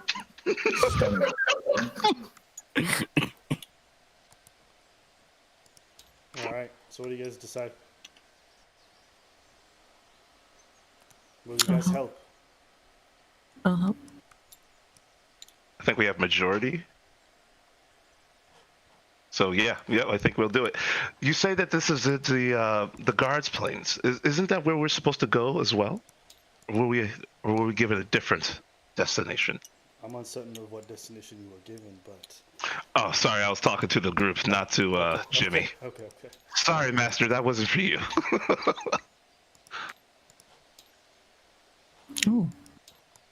Oh, I asked where were we supposed to go? Like, isn't like the location that Jimmy just mentioned the same place that our original quest is? It's in the Godswood, but there's a bunch of quests that you guys were given. Some of them end up in the mountains to the north. Some of them end up in the Godswood. So yeah, you guys have options. And this is also in the Godswood, right? So no, this would be towards the western portion of the village. So I'm gonna just point it out on the map here. Appreciate it. So it would be right over here. This is where you guys are right now, the outskirts. The Godswood would be right around here. Okay. This is the Godswood. okay. So it'd be east of the village. And the other quest that you guys were given, let me see if I can use a different color over here.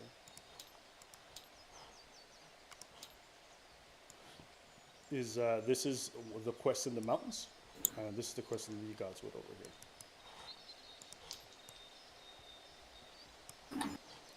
You guys are over here at the moment. Oh, we never actually picked the quest. He was like, here's the pamphlets, put the one up that you want to choose, and then go do it. Okay. I'm recapping now. I'm recapping. Okay. Well, I think this answers our question for which quest we should choose then, doesn't it? Okay. Might as well try to take out two birds with one stone. I agree. It sounds like that'd be the most efficient way. The rest of you guys agree? I'm with you. All right. Well, in that case, if you guys are willing to help, then I appreciate it. What I would say is once you guys have approached the site and you guys have handled the business, we'll be within a few miles away, ready to access the portal with everyone involved. Should things go south and you guys are not able to handle things peacefully, then we'll simply have to rush the gate. That is the plan that I had in mind.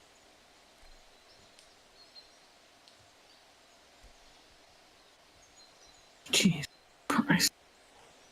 I won't say that again. Azur, what do you think? He's talking to you. You're muted. You're muted. Yeah, I know. I just realized that was a waste of roleplay. You should count on Plan B. Given our track record, peaceful approaches aren't favorable. Hope for Plan A. Count on Plan B. Considering the camp is full of people who are non-fighters, should a battle break out, it's quite absurd that most and many of them will die. So I hope that you will put everything into Plan A. Everything but my rapier. Yes. Azura, your people need you. I know that might not mean that much to you right now, but one day it might. So just invest. Well, I might as well put in effort to have songs told about me, I say with a slight amount of sarcasm. And just as it happens, like a little tiefling kid kind of runs up to Jimmy and he says, "Oi, is this the one you were talking about?" And then Jimmy looks down and says, yes. This is my best disciple thus far. If you'd seen her play the harp, you'd be quite surprised. She's talented at what she does. Well, I am a man of many talents, but you will discover very few of them, little boy. did she say woman. she was a man? What? God damn it, this roleplay is triggering. My, her acting skills are superb. I really believed her for a second. Oh, are you going to be helping us? To the best of my ability, and these beautiful strangers, short and tall, as I point to Vita, to Andre, will also assist. No. Can I ask you, why are your horns so weird looking? What do you mean? Almost everyone here in camp has longer horns or similarly colored horns, but yours happen to be a little bit greener. Why? And Jimmy kind of grabs the kid. He says, "Don't ask questions that you shouldn't be asking. They're impolite." And he looks Yes. up, and he looks up at Jimmy. And he says, "But you've never wondered yourself." Now I'm wondering. Shit. Well, Missouri, we'll discuss this another time. For now, let's Yeah. just press on forward. Indeed. Let me just do something real quick. Disable video. Let's see. Yeah, it works. Whatever. That'll be fine for now until Justin comes back. All right. So what do you guys want to do now? What's your plan of action? And by now, you, Torok, you finished with the bow. Yes. You can add a +1 longbow or shortbow, whatever you had. And to demonstrate, I was like, well, whenever you run out of arrows, or you can just use it now. And I just, as I pull back the bow, you see apparating right at where the arrow would be, like a magical arrow, like covered in shades of blue and silver. And as I fire it, it just dissipates. It disappears into the horizon. You will never need any ammunition, and this weapon is now considered magical as well. Then I hand Vita the bow. Okay. All right, Vita. Miss Hellblade. I just added a +1 longbow to your inventory. Wait, you're muted. You're muted. Oh my god, I was saying thank you so much. I am here to help. Like, what the heck? I am Thank here to you. help. Yeah, you get +1 to your attack and damage rolls. One refreshes. All right. So what's the plan going forward? What are you guys gonna do?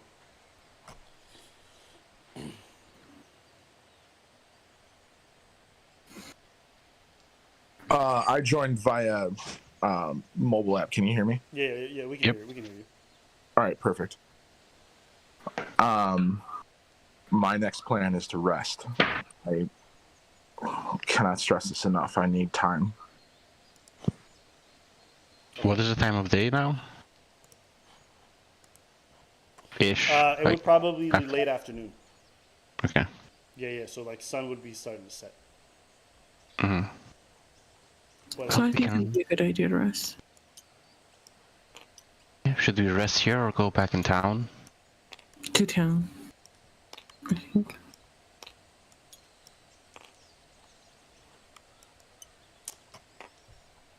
just letting you guys know, the quests that you guys have taken are time sensitive. Damn, okay.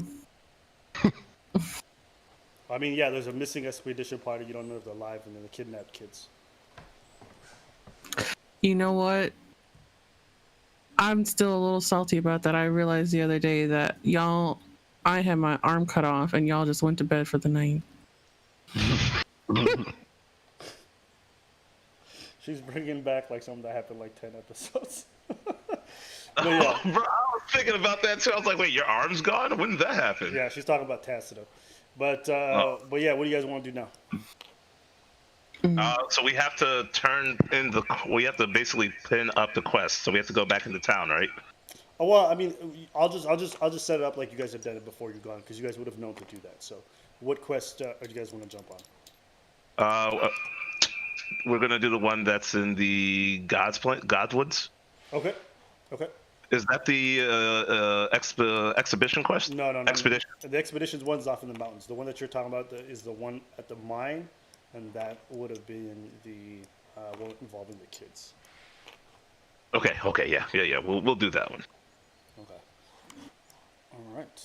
In that case, the quest would have been pinned up, so the guildmaster's already aware. And right now, you guys are still at the Tiefling village. What do you guys want to do? I think we should. Oh no, go ahead. Just suggesting. I think we should head out. We should probably gather the necessary supplies if needed.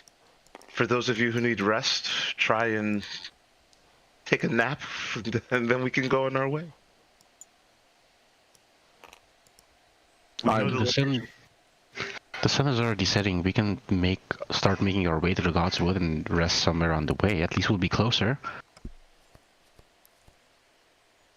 Okay. Wait, how much time has passed? I thought we were still like fairly midday. No, by the time you guys would have left and then had the conversation and then made it to the camp and then ended all that, it would be like late afternoon. Okay. Yeah, I agree. If that's what you think is best, Turok, then let's go. I know I can still fight. I can still fight as well. And you, Andre, I know you've gotten more than enough rest. Are you ready to go? As always, as you should know. Yes, of course. All right. So, as you guys start making your way and you cross and start to leave the camp, you guys make your way across the outskirts of Baravia to make your way towards the Godwood outskirts. And just as you start to approach the tree line, the sun really starts to set at this point, and you can tell it's going to be dark within like the next 30, 40 minutes. Do you guys want to enter? Do you know anything about these woods, Turok? Do I know anything about those woods? Yes. Would I? No, you've been traveling quite a lot. You've done a little bit of reading on it, but you haven't actually explored it. Okay. Only the common knowledge that everyone else knows. I haven't been in the forest yet. I've been traveling quite a lot. This is just one of my many stops. I see. Well, we should tread carefully. As it gets darker, I hear that beasts tend to be more active at night. If we're not going to camp outside of the woods, then we should keep that in mind. I say with a more sensuous, feminine voice. I do not suggest sleeping within the Godwood. Then sleeping outside we shall. Any reason as to why? The trees are alive and will kill you. That's a pretty good reason. Yes, let's... And I just sit down at the edge of the woods. I'm not even gonna stand up. I think this is a good spot. I walk up next to him and I literally just collapse onto the ground. Okay. And then Just- as he hits the floor, and are you unconscious or you just like really want to sleep? I'm just trying to relax. Like I'll just like lay on my back and like arms and legs outstretched. Okay. All right, so there you go. He lays down and he's basically just stretched out, just like he's lounging. This is probably the most relaxed you've ever seen Jorson.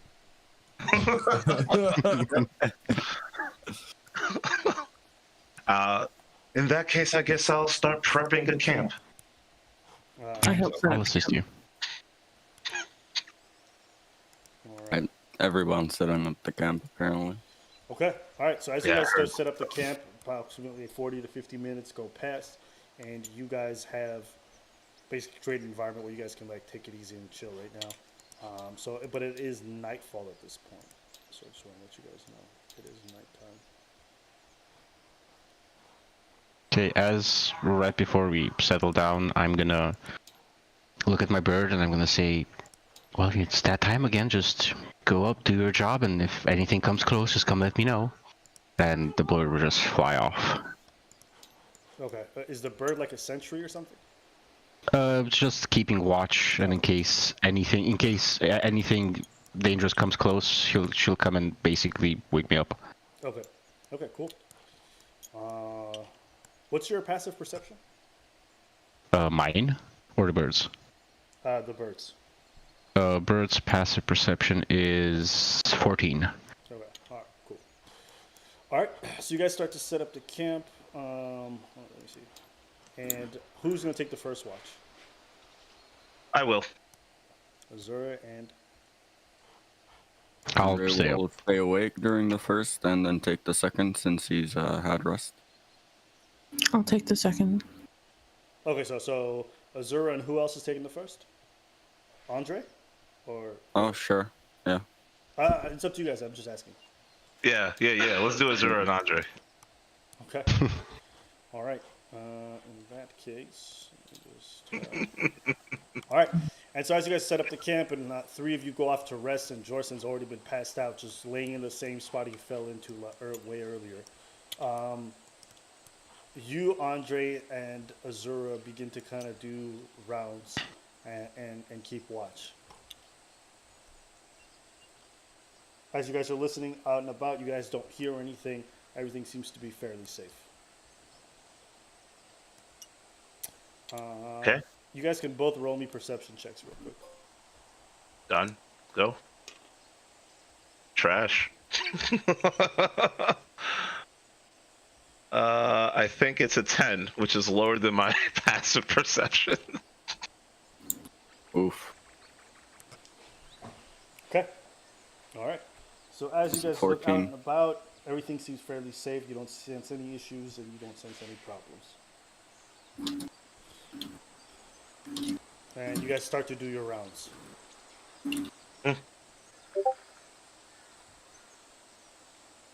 So, Andre, regarding our conversation at the bar, Yes, what about it? I'll accept your terms. Oh, it pleases me to hear this. I'm curious as to how this will play out.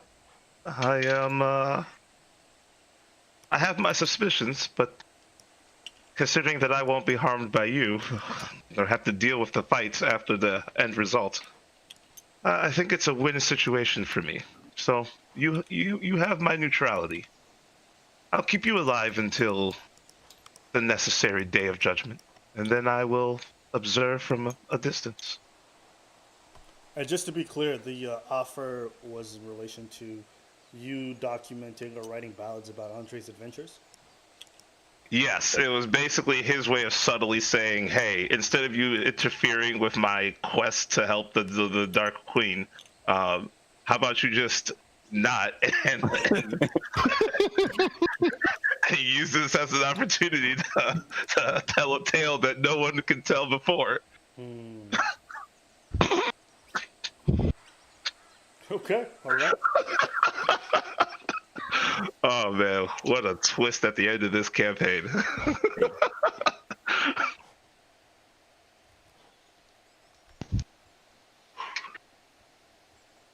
Yeah, that's the only thing I was going to talk to Andre about. But you have to understand, given my position of neutrality, anything you don't see yourself, I can't give you that information. That would be favoritism, you understand. I had not thought of this, but I would say I agree. Excellent. Then we are of the same mind. I'll keep you alive as best as I can, unless it looks like it's going downhill, and then I'll obviously prioritize myself first, and in return, I'll mind my business. I would have expected no less from you. Now, by chance, have you brought some drink? Unfortunately, that was the last thing I was thinking about on this quest. Should have been the first. We should have probably asked my master Jimmy. I know he tends to keep a good bottle of ale hiding somewhere. Well, perhaps we will meet again, and we will ask him for that drink. Yes. Feel free to try and bribe it as a reward. It's good stuff, I promise you. All right, and just as you guys are having a conversation, all right, you know what? Yeah, all right, let's do this. Just as you guys are having the conversation, you guys hear the faint sound of something whizzing past you guys. Let's see over here.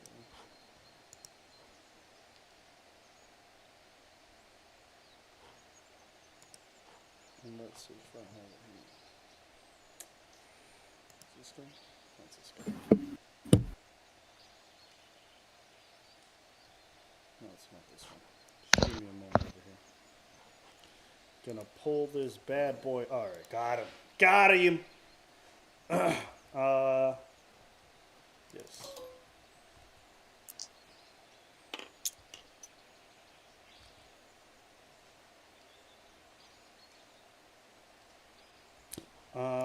All right. As you guys are having a conversation, Azur, you're kind of looking over to Andre, kind of talking about the ale, and just as that's happening, all of a sudden, an arrow goes right into your shoulder blade, Andre. And as that happens, let me see here. That was not me. Wasn't me.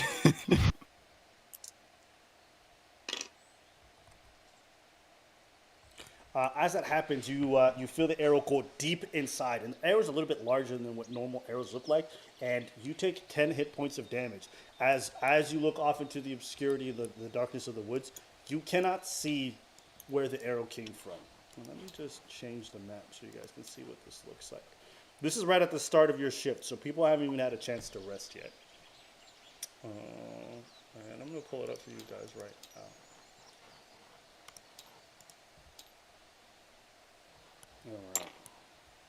I would use my reaction at this point to alert everybody and say, "Wake up! We're under attack!" All right, and as you yell that, I have returned. All right, I missed about like 30 seconds of that because my internet shit itself. No worries. So yeah, you just took a giant, you took an arrow not to your knee but to your shoulder blade. And glad it's not to the fucking knee or I couldn't go adventuring anymore, eh? Exactly, You know? exactly. You know? My man already gets it. Jesus. And so Man, I swear that's you just guys would be gonna last over forever. here trying to rest at the moment. Here we go, tabletop, my favorite. And as you guys are there, just relaxing and still sleeping, you hear someone scream, but it takes you guys like a second. And what's going to happen is everyone's going to roll me initiative right now. But you guys can't currently see the enemy as you start to hear arrows go whizzing by. All right. So everybody roll me initiative, and we're going to get started. It's that time of day. Ooh. Don't play with me. Mine's a 22. I finally beat Subby! Alright. And that is It took 18 campaigns, but I did it, motherfuckers. a 19. I got a Sorry, what'd you guys get? What'd you guys get? Azura? I got a 16. Yeah, I got a 18. I got a 19. All right, Azura. And There you you, go. what about you, Jorson? 16. 16. 16. All right. Oh, we all rolled high. So, Jorson, Vita, and Torak, you guys all lose one turn because you guys are just coming out of whatever rest you guys were in. And first one that gets to go first is going to be you, Andre. You just took a shot from the darkness. You have no idea where it came from, and your weapon's still fastened to like your side. You don't even have your weapon at the ready yet. So what do you want to do? Let me just change the music while that happens. Wait, did you just say I don't have my weapons? No, you have them, but they're not out. Oh. Yeah. Alright. Probably want to take out both of them. Okay. Yeah. My shield and my axe. Yep. Now where the fuck is this dude? Do I see him? Andre, do you have dark vision? I don't even think you have dark vision. Ah, shit. No, I don't. Yeah, you definitely don't see. You see absolutely nothingness. You just see darkness. Alright, I'm going to fucking keep my shield at the ready in the direction of this fucking ridge that I probably can't even see. Okay. All right. And you want to just stay at So the I'm ready? probably ending up just fucking having my shield or my back fucking open to the enemy. Okay. All right.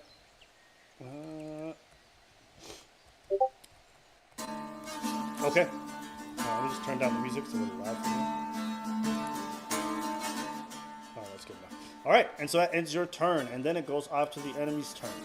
And the enemy fires 2 more arrows at you. He's going to fire 2 arrows at Azura. Bullshit. One of them misses, but the second one definitely hits.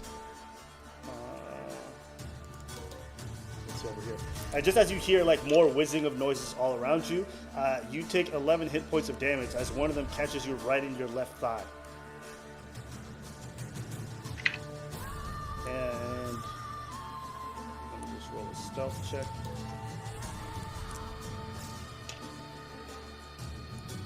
Yes. Oh, hold on. Let me see something. And he's able to maintain his head in space as he fires off 2 more arrows. And from that point, it is going to be your turn, Missouri. What do you want to do? So do I know which direction the arrows are coming from? Is it this area here? You can tell that the arrows came from in front of you. That's about it. The arrows come so fast, but they didn't come from behind you, so they obviously came in front of you. Yeah, but judging by like the way that the arrows punctured my flesh, I should be able to tell like if they went left, right, straight. I'm gonna say roll me a survival check. My worst one. I hate you so much for that. Roll 20. Oh, let's go! Yeah, you're able to kind of steel your mind against whatever this ambush is, and just by paying attention, even though you're taking pain at the moment, you could feel that it came from the from north of you. You can't tell if it came from a high ground or low ground, but you know it came from north of you. They're to the north, I say, and I will use this opportunity to cast Mantle of Inspiration on all of us, so everybody has 8 temp HP, and then you can use this reaction. You can use your reaction this turn to move. I'm gonna hold my movement to basically follow behind Andre. Okay. And I'm also going to use my bonus action to cast a what's that fucking thing called? Healing Word on myself. Okay. All right. So roll for that heal. Yes, sir. All right, and then the other 3 of you guys finally fully wake up. That's a. Let's go, baby. Okay. By the way, because I cast Mantle of Inspiration, I do have like a glow effect on me. Does that glow effect, by any chance, make it easier to see for everyone else? Yeah. Well, if you have Mantle Inspiration for as long as you have the glowing effect, it would be a little bit easier to see in the dark. Oh yeah, let's go. Let's go. Nice. Yeah, the enemy can also see you easier. It's great. Yeah, I mean, they can already see me if they popping arrows in my chest. So.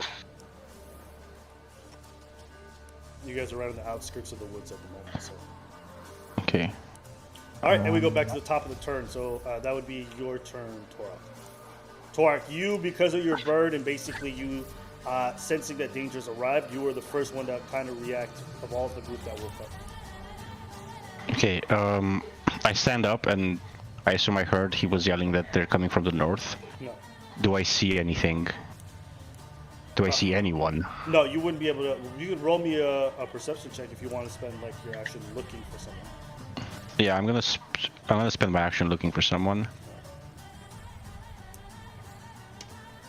That's a 19. Okay, yeah. You actually do notice somebody really far off into the distance. You can't make out their figure, but you notice them right underneath the tree over here. I'll just show you exactly where. Right over here. Okay. I point this out. He's over there, and I pull out my my scimitar. As it glows, it gives off 15 foot of light around me, and I point in his direction. And as a bonus action, can I command my bird to attack that person? Would the bird be close enough? Let's say that he has. I would say that the bird would come into range, but it wouldn't unless it has 60 feet of movement. I would say. It only has 40, so it's gonna. Yeah, it's only gonna use his. It's gonna use his movement and action to hover right above him, but at a height, like 20-30 feet above him, just so we have like a point of where that person is. Let me get a model for your bird over here. This is a model for your bird. I'm gonna make it smaller, but yeah. Cool. Right, I got you. I'm gonna say your bird's over here. Okay, cool. All right. So it's flying and it's basically whizzing through the air, and as it approaches, it gets over the ridge and it's close enough to see the enemy. You can't see what your bird sees, correct? No, I can't. All right, so I won't describe it any further. And now we go to Andre. It's your turn.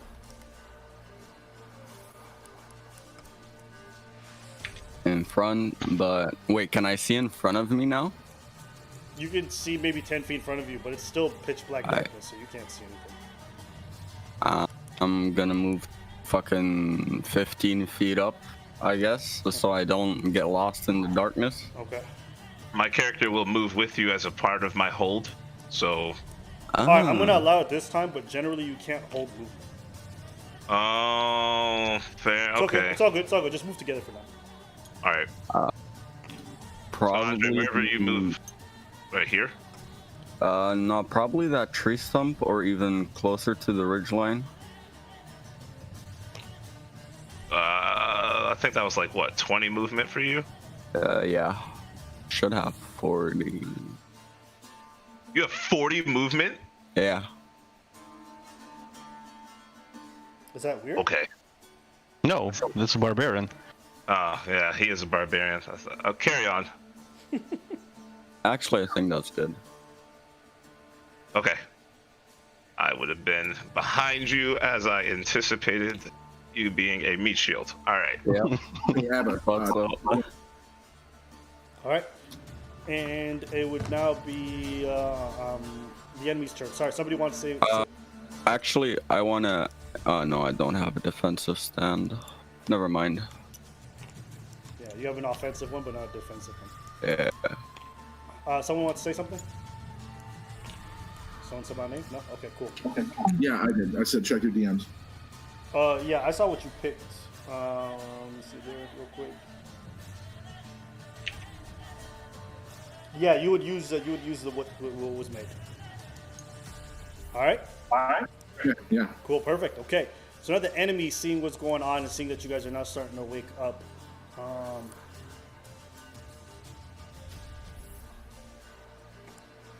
is going to pull out right over here, and seeing Andre the big target, he's going to cast Branding Smite. Let's see.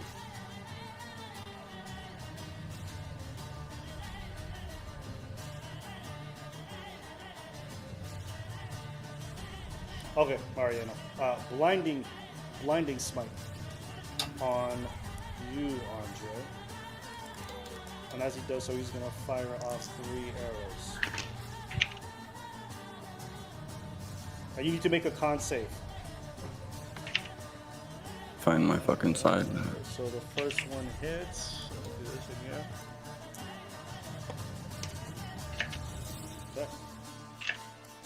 Okay. What'd you get? You got 18? Okay, so you resist it. 24, yeah. You resist the blinding effect, but you're still going to take a lot of damage. So as 3 arrows come flying at you, and they're giant arrows. Let's see, 1, 2, 3. Don't forget your 8 temp HP. 17. And you're not raging, so you take full damage. Yeah.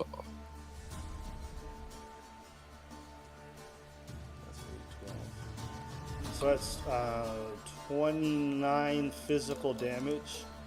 And as the radiant damage from the spell hits, that's an extra 15 hit radiant damage. That's 29 plus 15. As the arrow hits you, you notice that the first arrow kind of expands with light bleeding into you, and it kind of reacts very strongly to the darkness that you have inside of you. And you take, I think it's a total of like 43 hit points of damage. 44. Damn. Yeah. And now it goes to your turn, Azura. Sorry, you want to do something? Do you want to do something, Andre? No? Okay. Go ahead, Azura. Can I hold for dodge action? You could have used your dodge action. You didn't use it, though. But you got, like, Stone's Endurance if you want to use that. Actually, All right. can't believe I didn't think about that. It's all good. So just roll that, and Azura, it's your turn. Yep. So seeing Andre take all that damage and all those arrows, I immediately go, looks like I'm keeping my side of the bargain a little early. Come on, big man.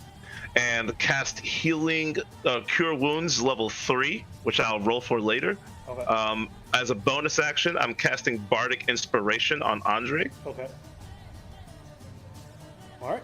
So And then I am going to move to like the base of this cliff, so to like reduce line of sight to me. okay, yeah. The cliff itself is about 15 feet tall. It's not straight up. It's actually at a slant, but he wouldn't be able to see you from where he's standing.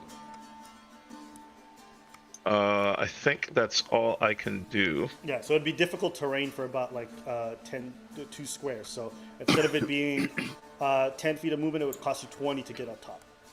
Okay, doable. Cool. Just wanted Yep, to- Andre, I healed you for use Sumi's side, Sumi's side. You get healed for 18 HP. Oh, nice. I healed myself for 11 earlier, by the way. Okay, cool. Okay. All right. So And don't forget about that 8 temp HP that you had too. So you shouldn't have taken 44. You should have taken like 36. Yeah, DnD automatically calculates that. All right, Okay. cool. So then we go on to the next person's turn, which I believe is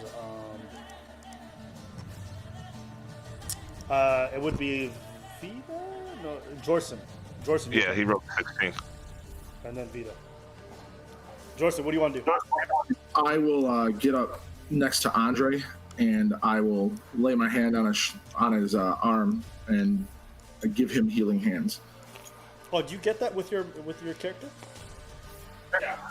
Yeah, I get it from being an SMR. Okay, cool. All right, then cast it. All right, yeah, he just gets 6 HP. All right, yeah, Nice. Andre, as his hand kind of goes over one of your wounds, you just see the wound just immediately shuts as light radiant particles kind of cover it. And is there anything else you want to do? I'll just say to him, stay alive, my friend. Cool. All right, and then With we go my- to you, Vita. With my dark vision, can I see him at this range? You would have Six- seen him for half a second, but you can't see him because you don't have line of sight. Okay. Sorry about that. Vita, you're This up. battle is tricky to me because I don't want to shoot into the forest and activate one of those trees. So what I'm gonna do is just run up. Vita, you have no dark vision. You can't even see that anymore. I can't even see in front of me. You could see like you could see like 10 feet in front of you. That's about it.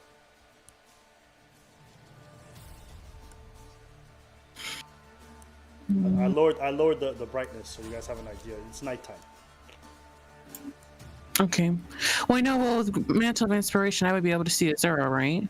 You could see Because like she's glowing. you could see the glowing figure a little bit. Yeah, that's about it. Okay, so then I want to follow that glowing figure because I saw Azura run, and I know that's her, and go to the base of the mountain with her. Okay, all right. You use your full movement to get there. And that's my turn. Okay, all right. And then we go to you lastly. Oh no, we go back top of the turn. Torok, you're up. Okay. I have 60 foot dark vision. Would I see anything metallic on him? With your 60 feet, you're not close enough to Okay. be able to use it. You can just see the outline of the figure, but you wouldn't be able to see him. You'd have to get Gotcha. closer.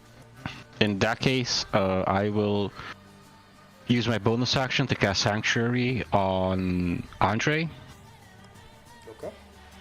Let me cast it, and I'm gonna use my action and my movement to get here, which is about 70 feet of movement. Yep. And my bird is going to move up right next to the dude Okay. and wait, basically. Yeah, because he can't do anything. No. Yeah. Okay, cool. All right, so Andre, you now have Sanctuary, so just let him know what that is. I mean, wait, no. So my bird automatically takes the dodge action if I don't give him a command. So he imposes disadvantage. Sanctuary means that whenever someone tries to attack him, the person needs to save a DC 16 Wisdom saving throw or not do anything this turn. All right. Okay. So, let's see over here. All right. So now it's the enemy's turn. The enemy. Oh wait, let me just make sure. No, Andre, it's your turn. Can Actually, I'm not close enough. I'm gonna move up to the ridgeline as well. Yeah, so that takes Is there if a you go following to behind me? 10, 20, so 20 feet of movement to get up to the ridge line. Alright, For this one, because the squares are so big, it's 10 feet of movement instead of 5. cool. Can I see the top of the ridgeline? How tall is it? You can. You'd have to. It's an incline. It's more of an incline walk rather than like a climb on top. Okay. But yeah, it's about it takes about 20 feet of movement to get to the top. So you can use your full movement to get right to the top. Nah, I'm gonna hold at the bottom of the ridgeline and lay low, basically. Okay. All right. Is there anything else you want to do? Oh, actually, Abba, I was reading. I'm sorry to interrupt, but I was reading my character sheet under features and traits. It has Natural Explorer, and it says while traveling for an hour or more in your chosen terrain, which I have forest and desert. It says difficult terrain doesn't slow your group's travels. Okay. Actually, there is something I would like to do. Can I tell if there are any animals around? You can roll me a perception check if you want to look for them. Oof, say less. Let's go. You notice like maybe a bird off like maybe 50, 60 feet. But once the fighting start, most of the animals cleared out. So if you want towards this area, this ridge line, I'll say there's like a bird here.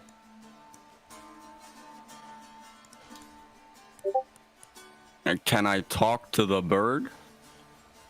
Not this turn though. You use your action to look for it. Alright, cool. And that's my turn. Okay, cool. All right. And now it's the enemy's turn. The enemy seeing what's happening and how everything's advancing. He notices that Jorson's out in the open, and he casts Thunder Smite on him.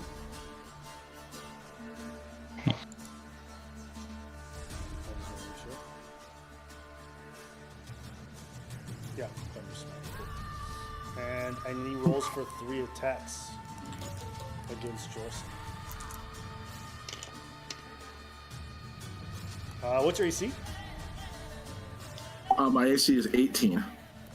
The 2 attacks hit. So that's 46. Plus the smite damage. I need to do a strength check. Oh, okay, there you go. So, that's 12, 22. 22 plus 12 is 34. So as he fires off 2 arrows, the first one has a crackling, lightning-like noise as it hits you right in the chest. Roll me a strength saving throw. Wait, are those arrows or is that a spell? Those are arrows, but there's a smite. There's a thunderous smite on top of it. So can I deflect those? I think AC, the deflection only works if you successfully don't get hit, right? And then you can redirect the arrow. I can use my reaction to deflect or catch missiles when you are hit by a ranged weapon attack. When you do so, the damage you take from the attack is reduced by 1d10 plus 10. Yeah. And basically, if he reduces the damage to 0, then he can throw it back. Okay. All right. Well, then you could try to reduce the arrow. So roll a 1d10. Okay, I'm going to do it for both of them. Or can I only do it for one? Just one. You have one reaction. You can do it for one of them. So the first or the second one? I'll do it for the first one. Okay.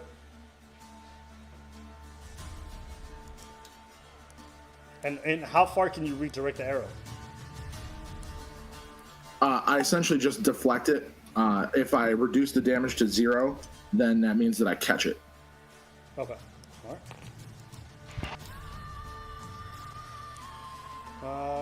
Which would mean, so I reduce it by 16.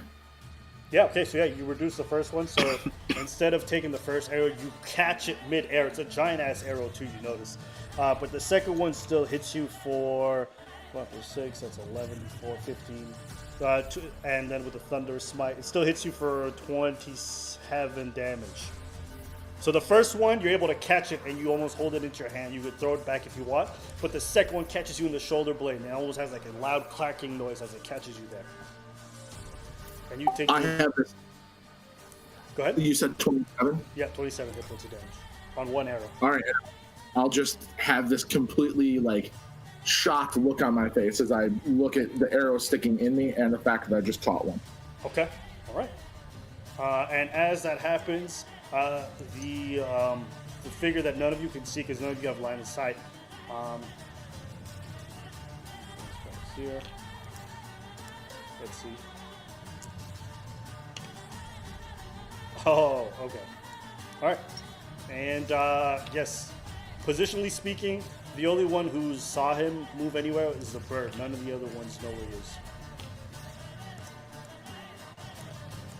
And now he is gone.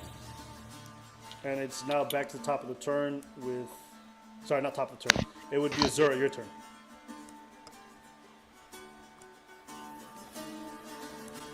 You guys... Getting tired of healing people. Oh, go ahead. Yeah. Just to be clear, like, you guys can't see anything because you guys are stuck along this ridge line. The only thing that you guys may have seen is Jorson getting shot with 2 arrows and catching him on. I definitely saw that with my night vision or dark vision. Yeah, hoping that my group will follow me shortly, I move to the top for 20 movement and then move over for another 10 to see if I can catch him in sight. Okay. I see I guess that I can't see him. You can look for him if you want. What's your passive perception? My passive perception is 12. No, you wouldn't be able to see him. If you want to spend your Okay. action looking, you can look for him, though. I won't. I would just move here and hope that this tree blocks off any line of sight to me. Okay, cool. What I will do is hold my action, so if he does come out and takes a shot at me that I can see, I plan on casting Vicious Mockery beforehand. No. Dissonant Whispers level 2. You can hold your action to Okay, yeah. All right. Dissonant Whispers, cool. Not an issue. Yeah. All right. And then we go to the next turn, which is Jorson. Jorson, you're up. All right, I'll move up to that ridge line Okay. and then just kind of lean up against it and take a breather and look at Andre and what just happened as I'll try to break the arrow off, not pull the arrow out of my shoulder, but just break it in half. All right. And now we go down to Vita. Vita, it's your turn. Vita is going to cast level 2 Cure Wounds on Jorson. Okay. 2d plus 3. Well, you can heal yourself? Interesting. Mm-hmm. Good. Azura sees the light coming out of you. She recognizes the spell and then confirms that she's not healing you anymore. That's 17. Oh. 17 hit points on Jorson. Yeah, basically as she clasps her hands together and kind of, basically evaporates the mistletoe that she had on her. You, Jorson, regain 17 hit points of damage and feel rejuvenated. I'll nod thanks to her. Cool. And I think you still have you still have some movement left.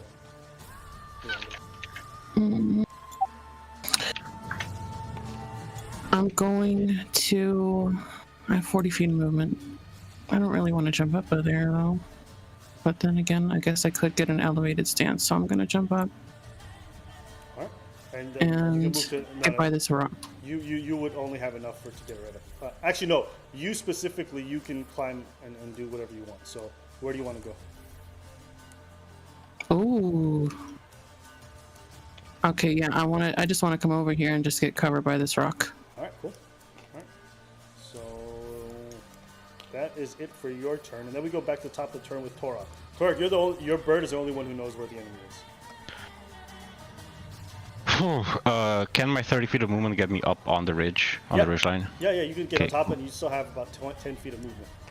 Okay, I'm gonna keep moving up, here. Okay. My passive perception is 20. Could I see the figure? Yes, you see Still? him. He's actually inside one of the trees up here hiding. Okay, as a bonus action, I'll tell my bird to attack. Okay, cool. Yeah. So bird's gonna move up to him, and let me see the damage rolls. Okay. He's gonna take a force empowered rend. Basically, he's gonna scratch his face or whatever exposed skin he has. Yeah, roll to hit. That's 14 to hit. Yeah, as he zooms in and tries to catch him on his face, and now you can see him. He's tall in stature, approximately 6'6". He has orc-like features, and he's carrying on him an extremely large bow. And as you go in to scratch him, he's able to nimbly move behind the tree and avoid the attack of the bird as it swoops past him. Okay. Kind of far away. Fuck.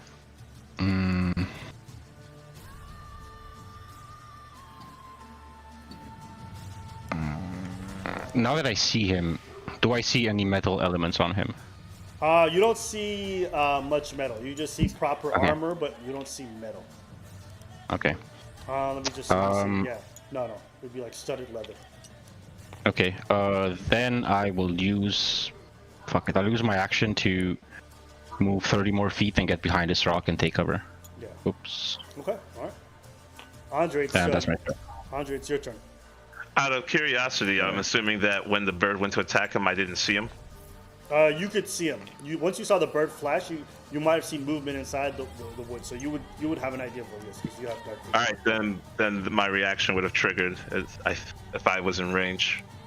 Okay. All right. Roll to. It's a save. It's a dex. No, that's not true. It's a wisdom save. Oh yeah, he survives. That's triggering. Yeah, okay. Yeah. Roll the All right, damage. that's 4. Yeah, I thought I clicked it, but I gotta get this dot over it. Come on, big money. That's trash. All right. Yeah. So as you cast the spell, he's able to resist it and its effects, but you still catch him a little bit, and you notice that he has to almost shake himself off to resist some of the damage. And yeah, we go to Andre. Andre, it's your turn. What do you want to do? I'm gonna use the spell Speak with Animals to speak with the bird I had detected earlier. Just to be clear, what's the range on the spell? Oh, wait. No, it's self range, so I assume it's how far my fucking voice reaches. You cast it on yourself. No. Yeah. Let me just see here.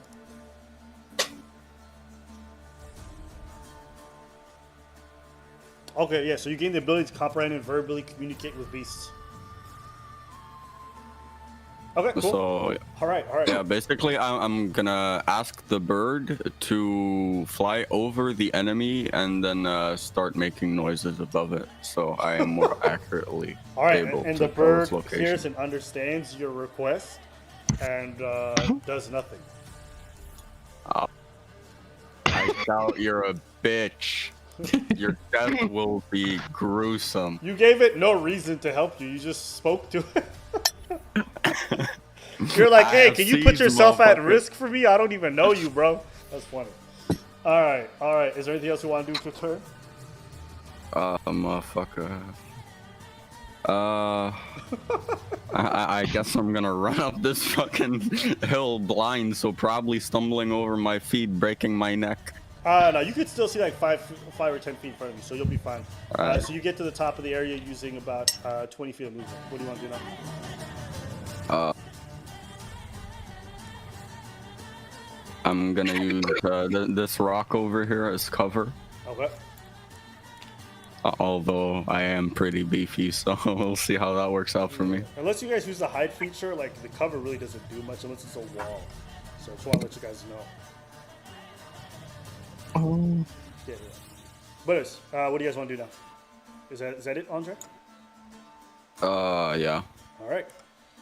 And so him having just been hit by Zura's spell, he moves over to this direction and he fires off 3 arrows against her. But he also casts Blinding Smite.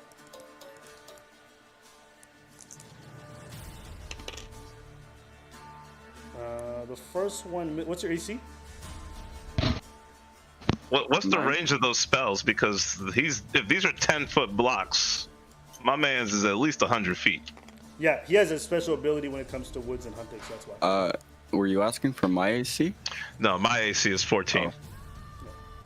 But yeah, the spells aren't things he casts on you; he casts on himself, and he basically imbues the arrow. So yeah.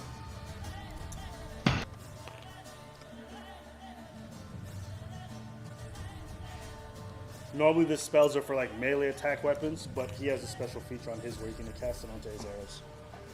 But anyways, Okay. So yeah, what's your AC? 14. All right, only one hits. Thank God. So as the two arrows come whizzing by your small frame, and you're able to dodge underneath two of them. Let's see here. And you need to make a con save for me. All right, yeah, here we go. That's 12. And as the last arrow collapses, as you dodge the first two, the last one just catches you in your leg. And you take 30 hit points of damage, and you are now blinded as it catches you in your left leg. And you hear the orcish go, Juba, we found you. And he starts to run off in this direction a little bit towards the edge of the map.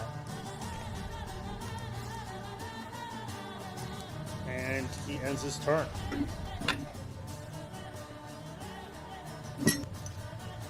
I'm sorry, how much damage did you say I took? 30. You said radiant damage? 18 of it was radiant and 12 of it was physical. All right.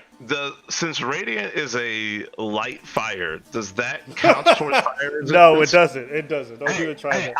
I had to ask. I was asking. Yeah, I wasn't. Yeah, no, don't even try. Hey man, hey. That's a fair question. That's a fair question to ask. Hey man. If the damage comes fast enough and it sets me on fire, does the lightning damage? You're goddamn right. I'm not mad at you, but yeah, basically you take 30 hit points of damage and he ends his turn, and now we go to you, Azur. What do you want to do? All right. I'm a little triggered, but whatever. Since now he's in plain sight and he's out of the bushes and we can see him, I'm going to move here. Wait, can I do that? That's a lot of movement. Hold on. I can't do that because these are 10 feet each. Yeah. Shit. All right, I'm going to move here because I think I'm within range. Yep. I'm going to once again take my incense and toss it into the air and create a space over here and then try to charm him again. That's a DC of 16 wisdom. What is this, man? Yeah, 24 wisdom save you throw.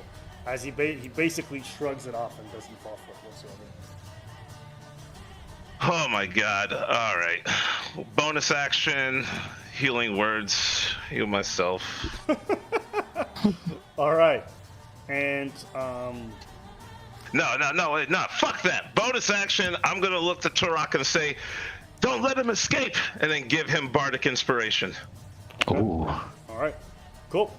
And so that ends your turn, and then we go to you, Jorson. All right. So, am I able? I'm gonna have to move up there. So I'm gonna hop up the ridge there. Yep. And try and figure out what's going on. How much movement do I have left after I do that? It would take 20 feet to get up there. So you use 20 feet to get up. Okay. So when I get up there, can I see him, or is that beyond my vision range? You could see his outline. You just wouldn't be able to see him clearly. So if you did any ranged attack, it would be with like disadvantage. Okay. Yeah. I'm gonna start running like along the edge of the ridge line there. Okay. And try and get around. All right. I have 25 feet. All right. So I'll get you to about over here. All right. And we go to you, Vita. It's your turn. Oh, jeez Louise. Ain't that some shit, right? It's frustrating because I have dark vision, but it's not in my current spell rotation. And, I mean, I can't really see anything. That's right. That's what happens during a nighttime ambush. I was half thinking I should just light this whole damn forest on fire. Bro, I thought the same shit too, but I was like, I mean, not turn one, just hellish rebuke the whole damn forest. Like, I say, let's try to bring him out of the forest and down the road. We can't keep rushing in towards him because he's going to take us out and we can't see him. And I'm going to back up my full movement. Okay. All right. And you back up your full movement, and then we go to you, top of the turn. Tora. Bird only has 40 feet of flight, so it can't reach him. So the bird will just fly up 20 feet and towards him 20 feet. And basically, I want him to circle around him at some point. Okay, cool. And I'm going to use my 30 feet of movement to get closer there behind a tree. But I can't do shit because he's too far. So I'm going to use my action to move up 30 more feet behind this other tree. Okay. And still keeping like half cover if possible. Okay, cool. That's my you can turn. heal me, bro. You can heal me. You know what I'm saying? And Andre, it's your turn.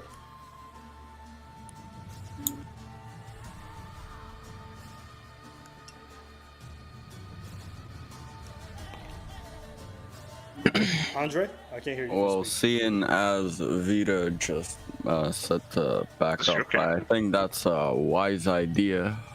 Since aren't all these trees alive or something as well?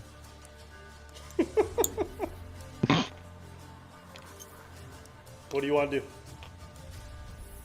I think I'm fine right there, Okay. but I do want to take my action to dodge should I potentially get hit. Okay, cool. Perfect. And now it's the enemy's turn. He puts his left arm over his right, and then all of a sudden you see kind of like some red form of red energy. And as that happens, you, Azura, you feel a mark start to appear over your neck. And you feel a burning, searing feeling just right there. And all of a sudden, you see like flesh kind of get melted off. And he looks at you and says, "We found you. We'll be back." And as he does so, he uses his dash, and he uses his movement to jump off the ridge over here, and he makes it to about there. And that ends his turn. And then we go to you, Azura. What do you want to do?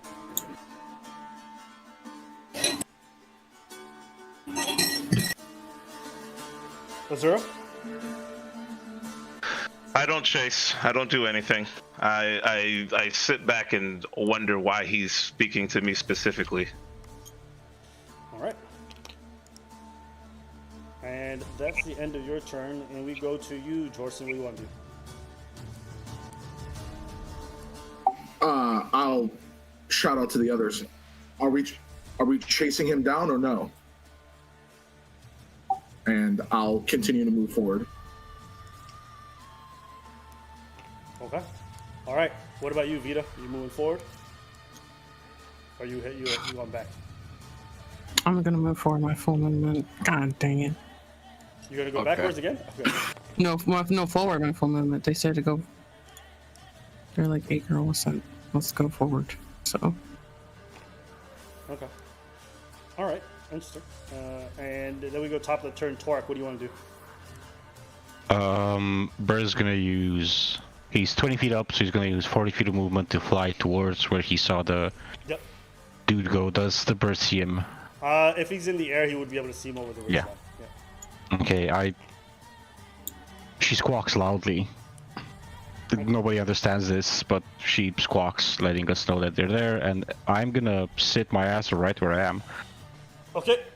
All right. And then we go to the next person's turn, which is Andre. Andre, what do you want to do?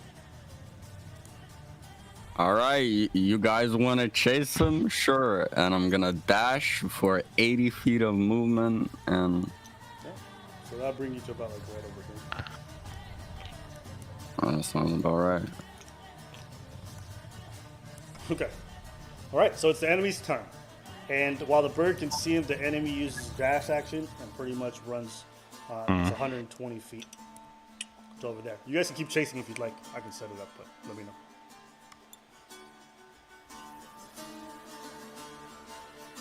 I'm not gonna bother. We haven't tried to catch up.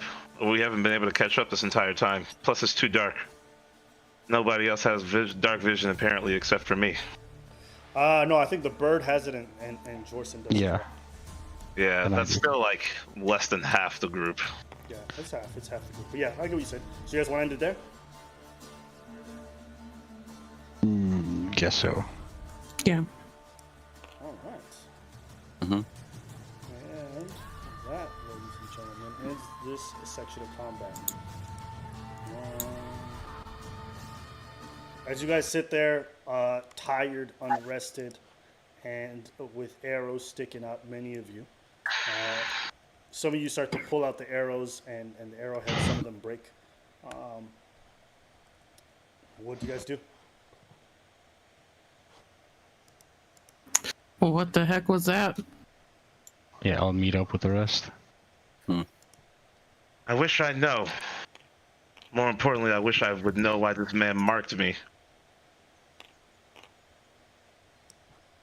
You said it's on my neck? Yep.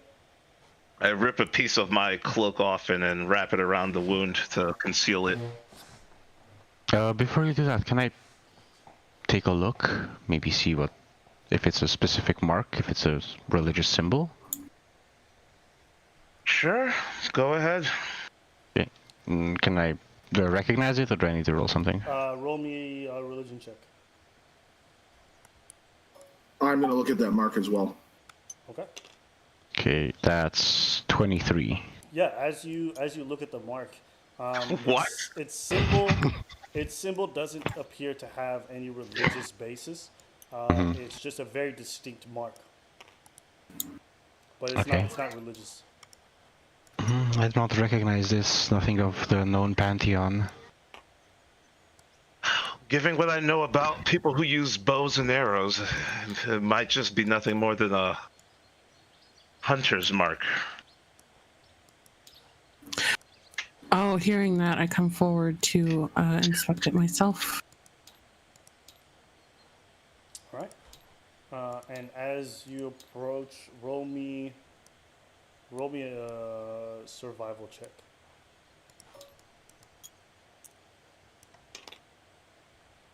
I believe that's a 19. All right, yeah. As you look at it, it looks similar to a hunter's mark, but it seems like a far more advanced version. As you start to examine it, you recognize it as something that you've tried to use before, but it looks more advanced. That's what you can gather from looking at it. I let them know what I found and that this is something that I myself have been trying to train in, but this is a very advanced form of magic.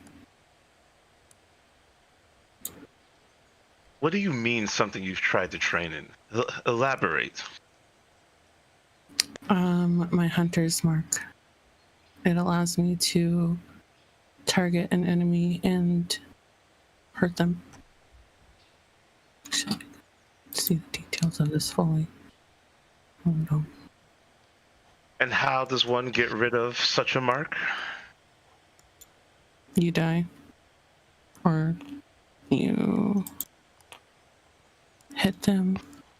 Yeah, if you kill the person who cast it, you can get rid of it. Otherwise, you need some high level dispelling, or potentially, depending on the level of the mark, sometimes it just fades with time. So Vita would know this.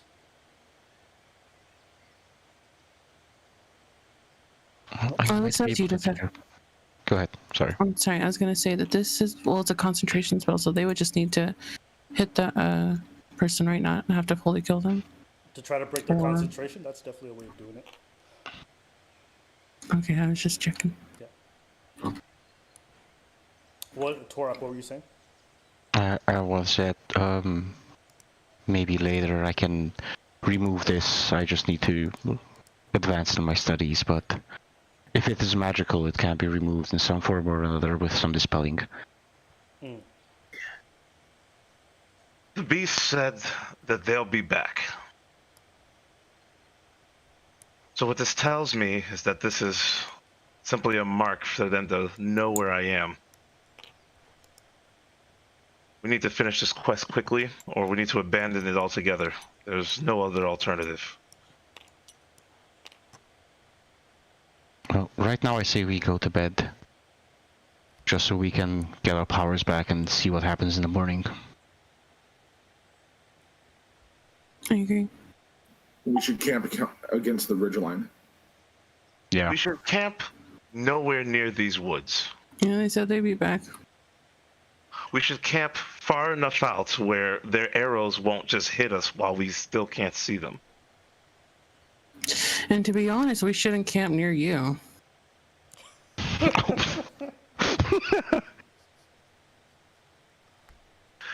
Fine, do what you wish. I've been discriminated against before. What's a few comrades doing the same? I'm just saying that's something we gotta consider. Oh, of course, you, the person who robbed me and Andre of money, is the one making these suggestions. Surprise, surprise. Oh no, you got paid. You took your payment. Yes. I'll remember that when you're gasping for breath and your heal spells run out.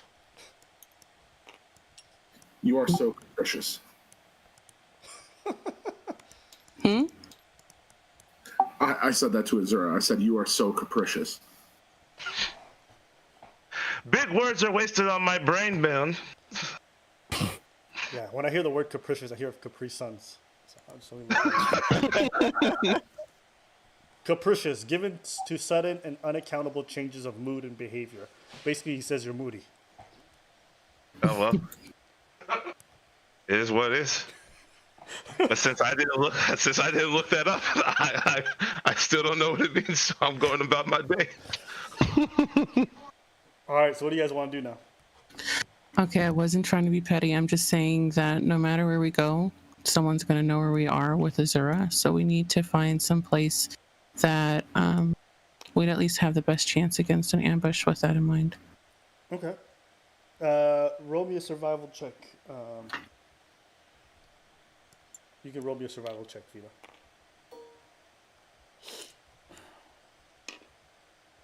$21. All right, 21. As you start searching for a place that's probably favorable to camp and to take cover in, you notice a formation of trees as well as rocks that kind of create a form of like a cave with no real roof. And you, with all your time working in the woods and surviving, know this to be like an optimal space to make camp. I feel like this is about as good as it's gonna get, considering. So let's just try to regroup for the night here. All right. And you guys want to just sit up there? You guys good with that? Yep, but I'm not taking first watch. No, I'm gonna continue to watch Okay. since I'm already up. All right. I will So watch. so we have Owlman and Vita on first watch. The other three have gone to rest. The camp is set up. Ponyo's active. So is the bird. And the three of you are sleeping at this point. What do you guys want to do? Roll me both. Nice. Roll me both perception checks. Okay.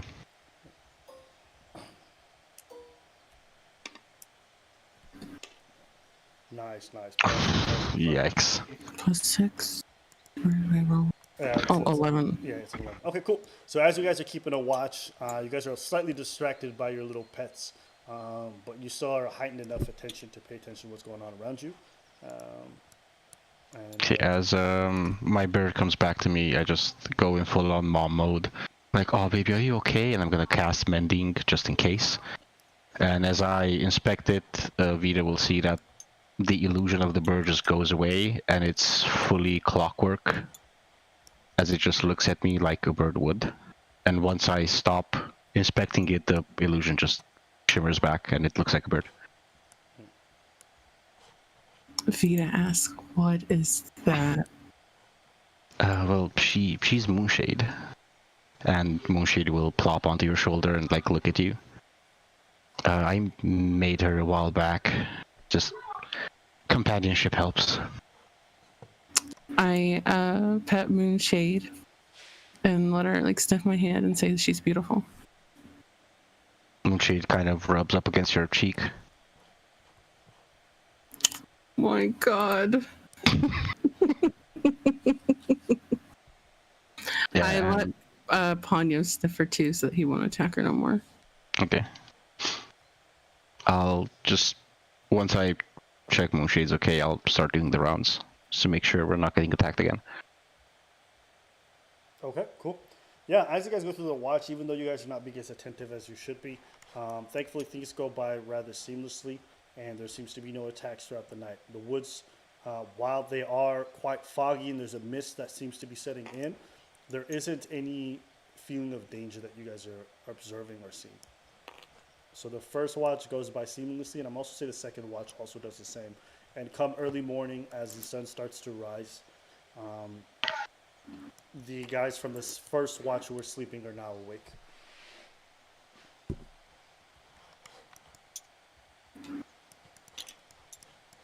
So, Good. You're awake. Quick, let's eat some rations and be quick about this journey. I don't want those orcs to come back.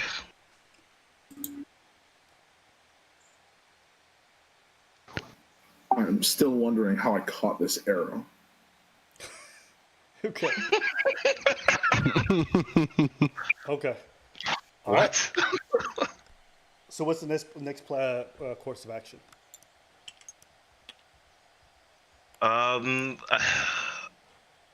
You guys can make your way towards the mentioned mine, the quest. You can make your way towards the spot for the teleportation circle within the Godwoods. You guys are close to those two spots at the moment. Let's head towards the teleportation circle. Might as well get the easy one out of the way. I put the quotation marks for easy. Okay. Okay. All right. Was that a long or short rest? That would have been a long rest. I I say 8 to 10 hours is long rest to me. Like, yeah, you should feel rejuvenated after that. Good? Okay. All right. So, Yep. yeah, as you guys move through the woods, you guys notice that a very thick red fog begins to kind of envelop the area around you. The color kind of seemingly changes as you are making your way towards. Is it the same color that the orc had on his arm before he cast that spell on me? No, it's not a color that's similar to that. No.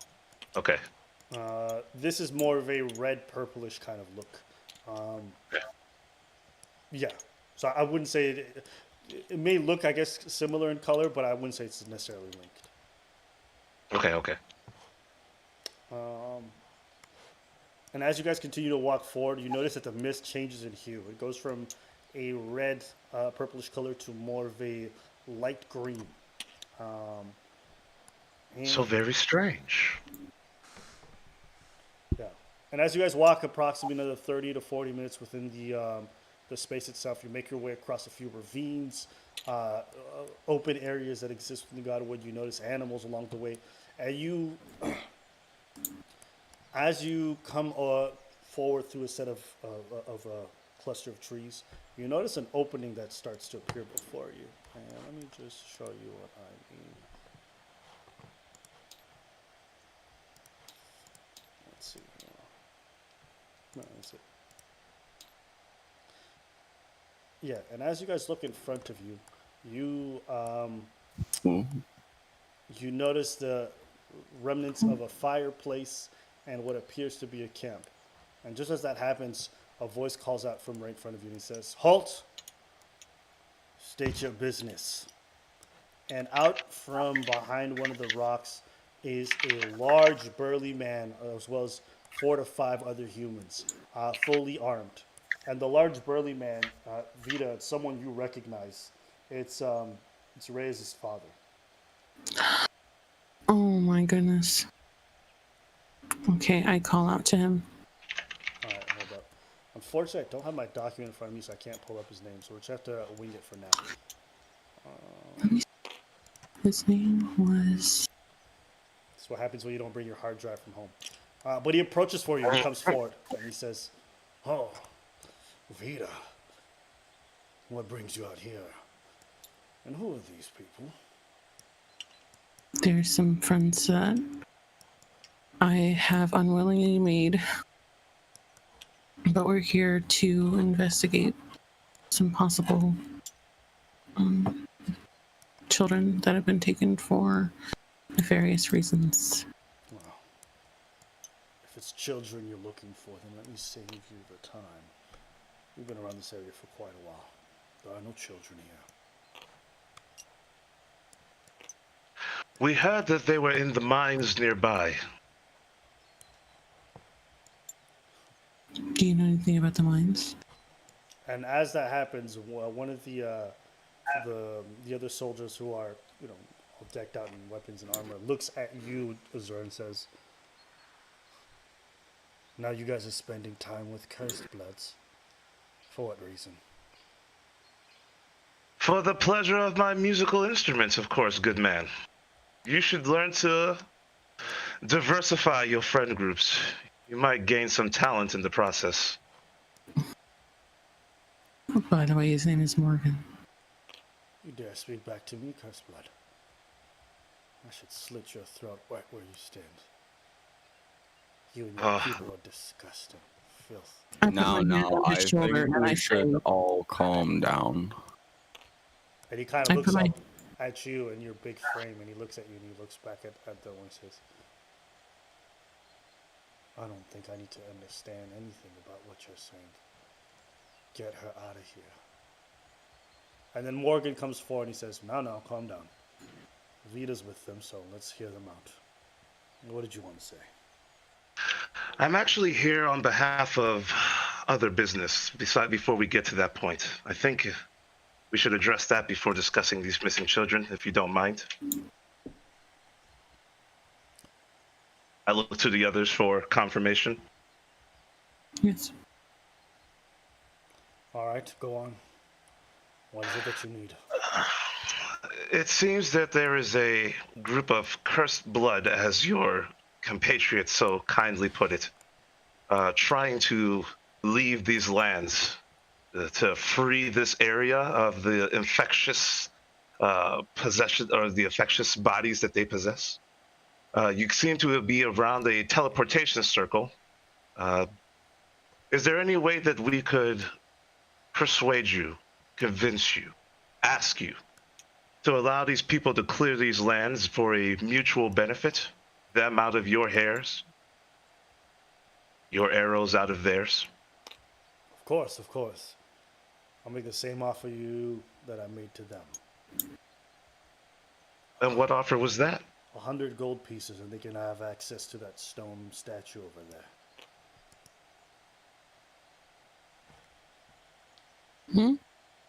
Why so much? Why? Well, right now we're getting paid to protect the people who are researching it.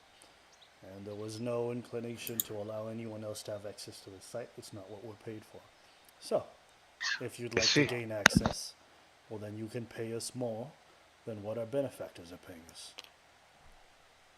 It sounds to me that the people who actually have access are the ones researching it. Wouldn't it make sense to also include them in this conversation? They have no interest in speaking to outsiders. So, as the people Even outsiders who know how to use the teleportation rough-stone, that they are still, from what I've heard, not making any speculation, but that they're still failing to discover themselves.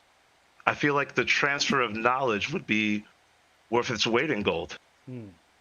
Well, the only thing I was paid for is to protect the site, not to do transfer of knowledge or let random people in. So, if you want access to the site, it'll be 100 gold. May I interject, please? What if I offer my services in producing an item that might be worth more than 100 gold? We do not ask for more, just let these people pass, and I can produce a magical item that might assist you in your future endeavors. And why should I believe you? Because I can do them in 5 minutes and you can try them? Well, sure. Why don't you show me what you have, and maybe we can have a conversation then. I say, Can you assure the safe passage of my friend's people here if I produce this item? Yeah, as he does that, he kind of unfastens his great axe and he starts to just kind of, look at it and he says, well, that'll depend on the kind of work that you do, won't it? Sure. I currently cannot do anything with the great axe, but those boots look like they might use some improvement. What, do you think I'm going to take off my boots for you to try? I mean, if you want that, or maybe I can work on your bag. Make it deeper than anything else. Vita, the company that you keep now is rather interesting. You got a man Yes, who looks I am, like thank an you. owl, a demon I don't look blood, like an owl, I am one. and a giant. All right. I go to Morgan and I say, I've never asked you for a favor before. Please just let us through. Yes. Roll me a persuasion check.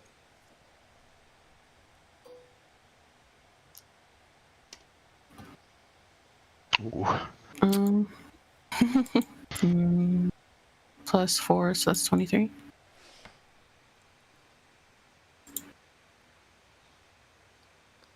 Fine.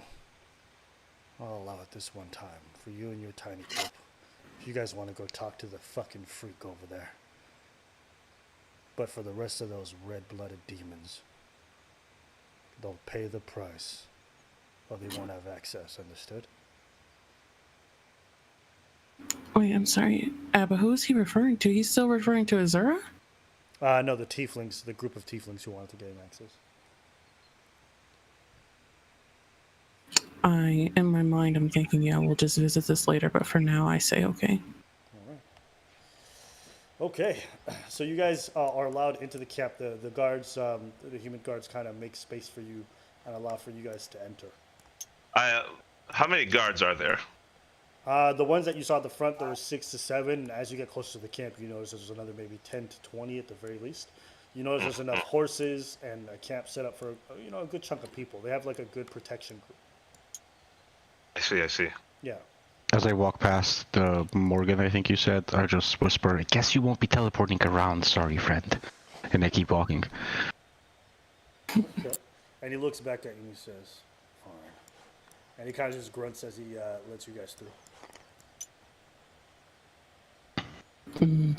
And just as the group is moving forward, Vita's kind of at the back, and Morgan kind of grabs her hand and he says, listen, don't forget what you are and what they are. When you're done with them, you can always come back to work for me. Huh? I just say, your son is still alive if you wanted to know. And I walk forward. And he and as he does that, like you kind of pull your hand away, and he kind of keeps his hand in position, like really shocked by what you just said. And you guys make your way forward towards the teleportation circle, and as you get closer, you notice a hooded figure kind of moving about around the base of the stone structure. And as you catch the person from behind, you don't really notice it at first, but as they turn around, you notice a giant beak protruding from where the hood is.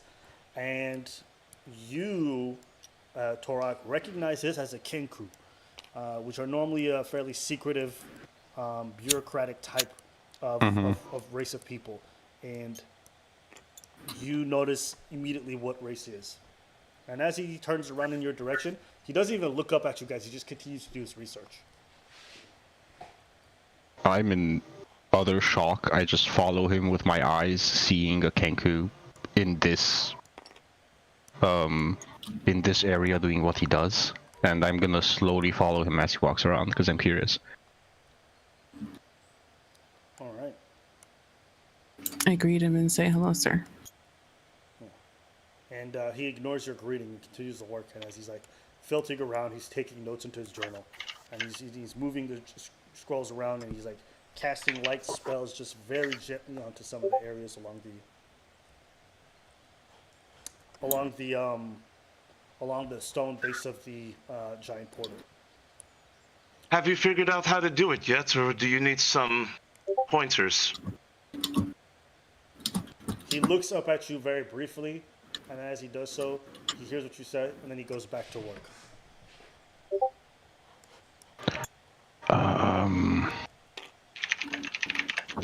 I'm gonna.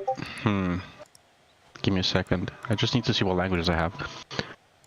I'm gonna try. It's not Aarakocra. It's another one. Give me a sec. I look over to Turok and I go, do you all not speak common? I'm assuming that you and him are somewhat related. Just because we have feathers doesn't mean we're related. He's a different kind of species. Hey man, no hostility. Just No, I'm not. If I seemed hostile, I apologize. That was not my intention. I'm gonna try and speak to him in Auron and tell him, friend, can we help you with your endeavors? And as he hears you, and he looks up at you, and he says, "No," but he says so in common for everyone to understand. No. I respond in common, okay. It's a bit weird. So he used his voice? Yeah. Okay, that's interesting. Okay. I'm even more shocked at this point. And I go back to the others. This is a bit weird. what do you mean? I try in a low voice just so they can't hear me. Usually they cannot speak. They mostly mimic. From what I know in my studies, but it's weird that he spoke. I would know about their curse, right? Like it's the same as the Kenku curse in general. Yep. Okay, yeah. Yeah, you would know about what they're normally like. Okay, yeah. They've been cursed away eons past. They cannot speak and cannot fly. That was part of their curse, so it is a bit concerning that he can use his voice without mimicking others. How do they normally communicate?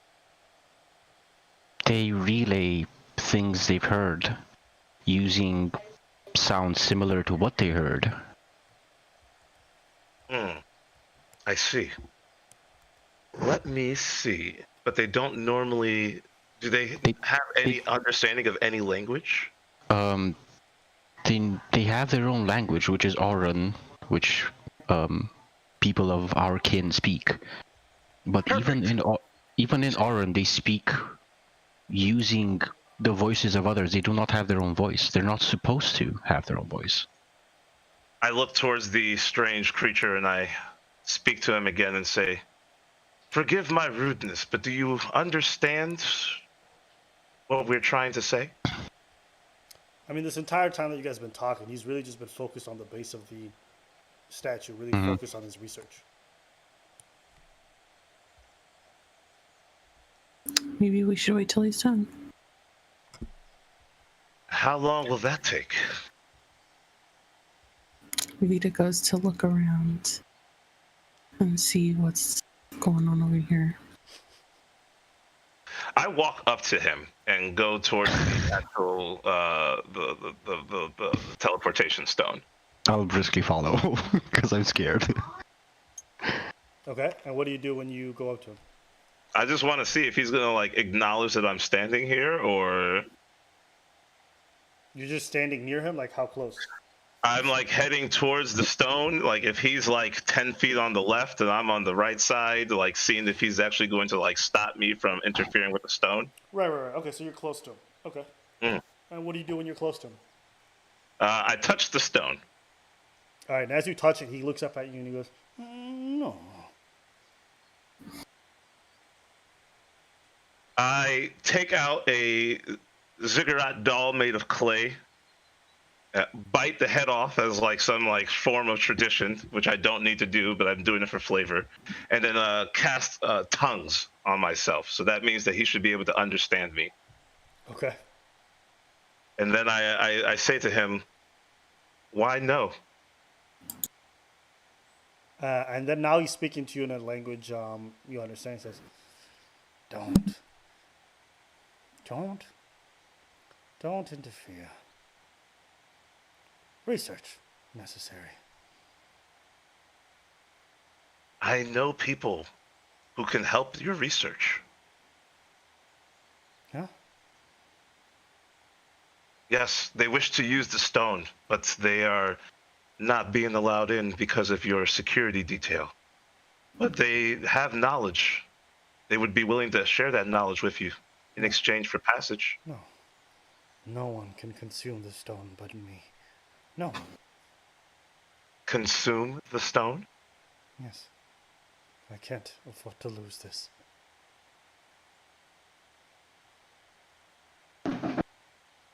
Please. I assume I don't understand anything they're talking about. No, you would understand. Thanks. Okay. Hold up. Do you speak their language? I speak Oran, yes. Okay, It's then part of the Aarakocra. You would be able to understand. Okay. Is there somewhere you need to go, my friend? Go? No. Something I want back? Yes. What would that be?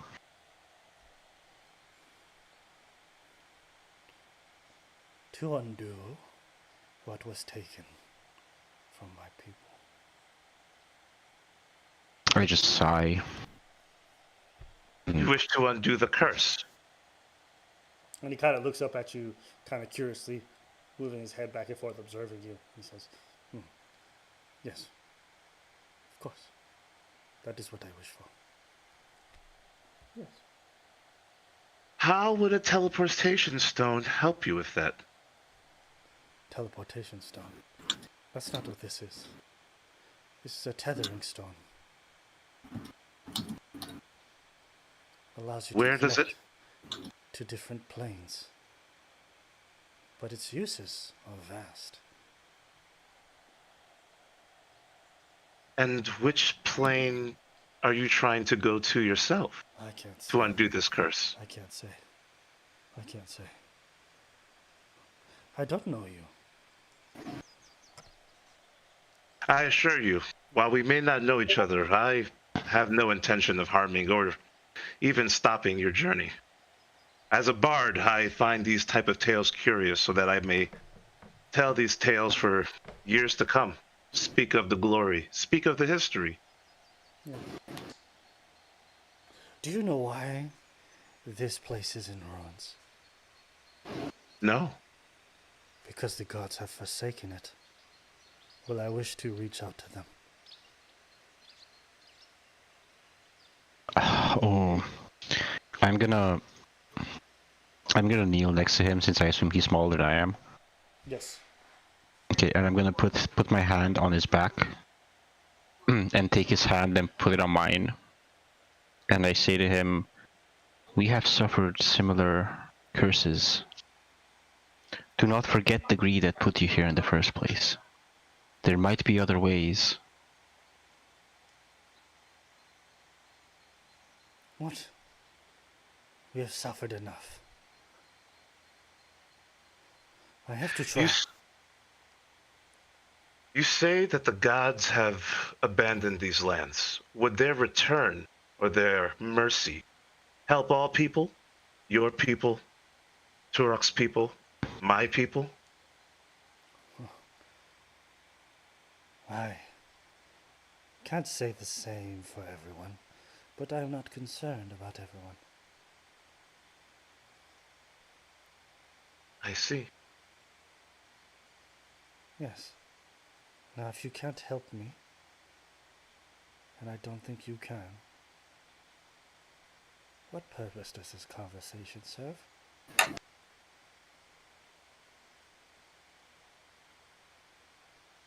I look over to Turok, and this may be difficult. If this is not a teleportation stone, then your people have nothing to do with it. Unless they want to travel on to different planes. A tethering stone would not take them on this one. They said that they wanted to go to... It was the Fairlands, right? Is that what you said? Freelance. Freelance. Freelance. They said they wanted to go to the Freelance. That doesn't sound like a plane. Well, within my travels, would I know if the freelance is on this plane or another? Yeah, so freelance are basically uncharted territories with no maps. Cities may exist, towns may exist, but it's basically new ground, Wild Wild West, if you will. Okay. So you I hear see. about it, but like knowing a lot about it is kind of difficult. When they're talking about when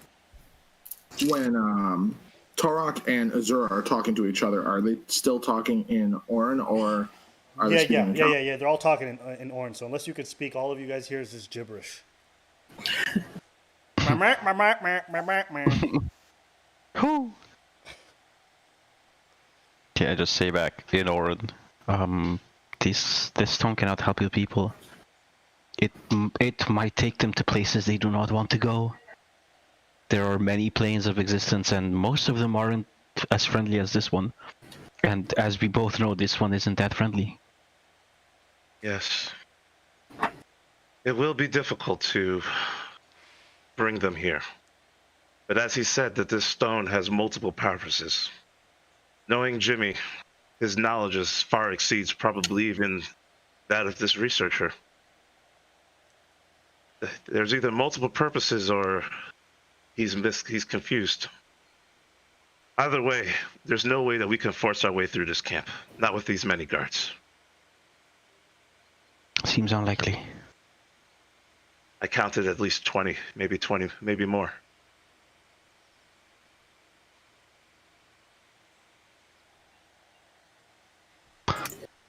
I slowly make my way back to the rest of the group because there's nothing here we can do anymore, at least from my perspective. Yeah, I look back to the creature, to the researcher, and I say to him, continue with your research. I wish you luck. Have you made any progress, by the way? Yeah, well, soon we will all see. See. Out of curiosity, did you do this of your own accord, or were you asked to do this by someone else?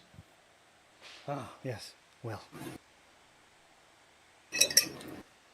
I received good information upon my research, and then I was informed about this site, and so I came to investigate. Generally, places with ancient ruins hold interesting magic. I see. And you somehow have the ability to hire these men as well. You are mysterious. Yes, well, money is easy to come by if you know how to be good with it. So it seems. What is your name, by the way, good sir? I go by Azura. I don't mean to ask without giving myself. Yes, my name is Clue.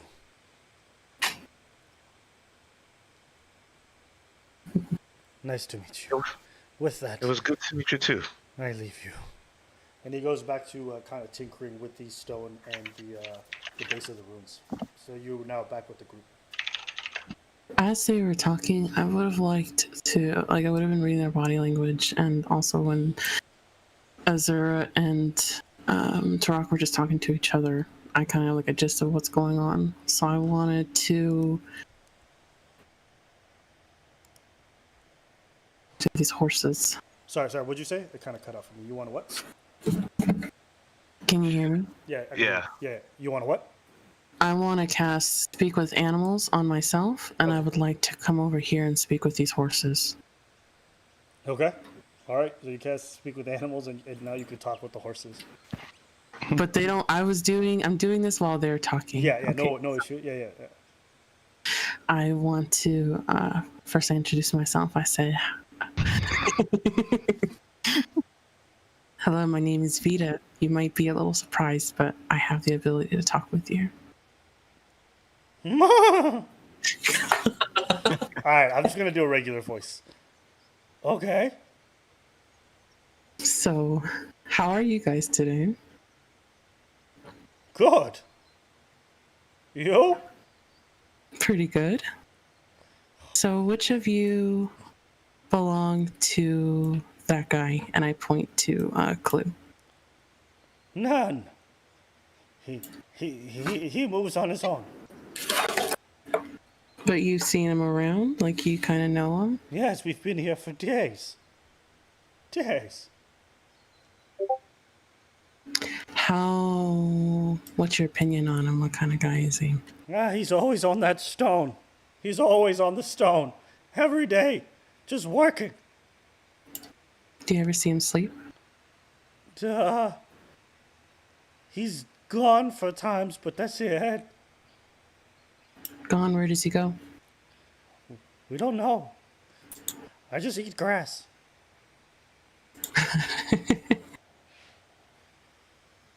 When he's doing his research, do you see him use any magic? Does someone ever come to visit him? No. But sometimes the air changes colors.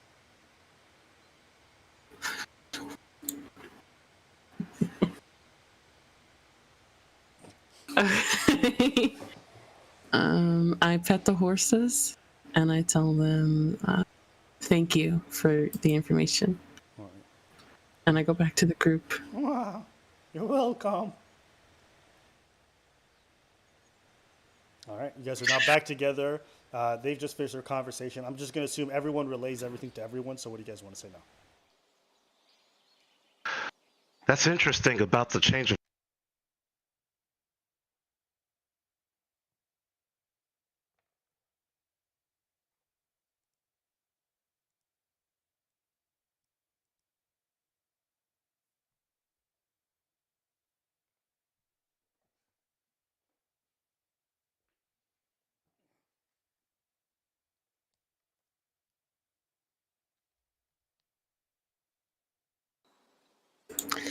Yeah, I think, or I believe it's like 10 minutes actually. Yeah, it's 10 minutes. You'd have to ask Albert then. Yeah, because my tongues last for an hour. Yeah. So Wait, doesn't that mean that I understood the conversation that you had with those animals?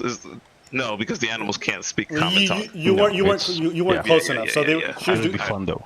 She was I was like, I answered my own question. she was doing that conversation while you were talking to King. The King.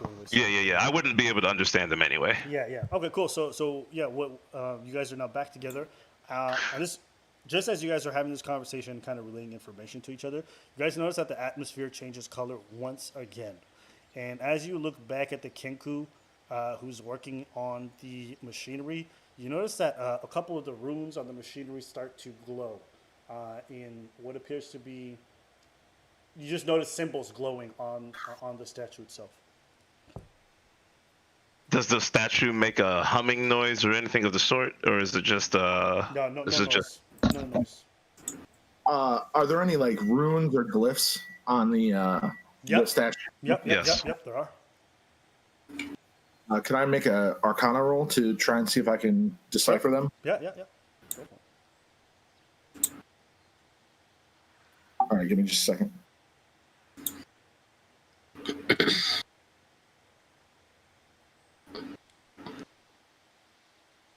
And this entire time, Oh, sorry. Andre's just painting.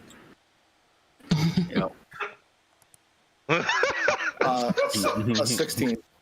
Okay. All right. Yeah. So as you look at the runes and you start to observe the glyphs shining, you recognize it as ancient Elven letters.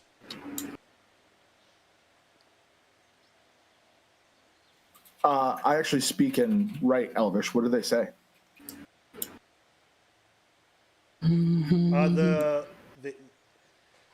They say hold up, I wrote this down. Let me make sure I say this perfectly.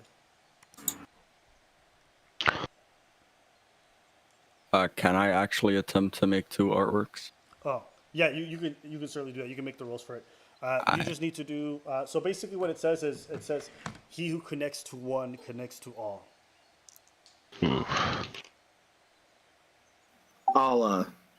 I'll look to I'll look to Azura and Tarok, and I'll repeat that back to them. That is what the statue says. Okay, all right. And just as that's happening, you guys notice that the teleportation crystal starts to vibrate a little bit, and the atmosphere starts changing color once again.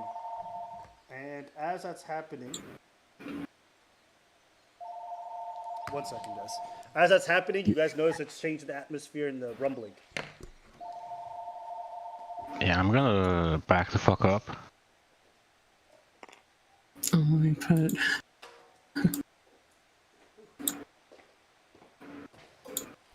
Oh no. So, my apologies for that. Let me put And just as that happens, you guys look back at the arch with the stone base, the one that's knocked over to the side, and it starts to move and get right back into place, and now is like perfectly standing. Does that make sense? So just Yeah. Yeah. so let me give you this. So it went from like this to now it's standing up straight. All the runes on it are now glowing. And you see what appears to be some form of magic growing within the inside. And the Kenku is standing in front of it. He looks a little bit confused and shocked by what's happening. I say, what's going on? What the heck is about to come out? And just as the glyphs really start to activate, and you notice colors, almost like a vortex, if you will, start to appear at the base of the arch, you notice that the crystal over here starts to vibrate, and that colors start to pop in. Are these the same colors that we saw when we were walking towards here? Because it went from green to like a reddish. No, the color now is definitely like a dark hue, a dark reddish hue. So that's how intense it is. And just This as that can't be good. happens, you don't see any figures come out, but you notice that everyone around you starts to get in a bit of a panic state. What do you guys do? I've already started moving back. Yeet. Yeet? Yeet Yeah, backwards. Backward as well. How am I not able to stand on a cart that's flat? What type of tabletop is this? Hey man, physics baby, physics baby. Bro, Okay, I would actually like to run into this tent. okay. Andre isn't backing up and is actually enamored in the painting that he's making All right, of all this right, all right. beautiful entity. Okay, this is cool. This is cool. I like the choice that everyone made. And we're actually gonna end today's episode there. I'm gonna reveal. What But yes, we're going to end today's episode there. For everyone who's watching on YouTube, hopefully you guys enjoyed. I know things started off a little bit slow, but I felt like they picked up by the middle point. We got very settled in, so that was good. Yeah, random technical difficulty.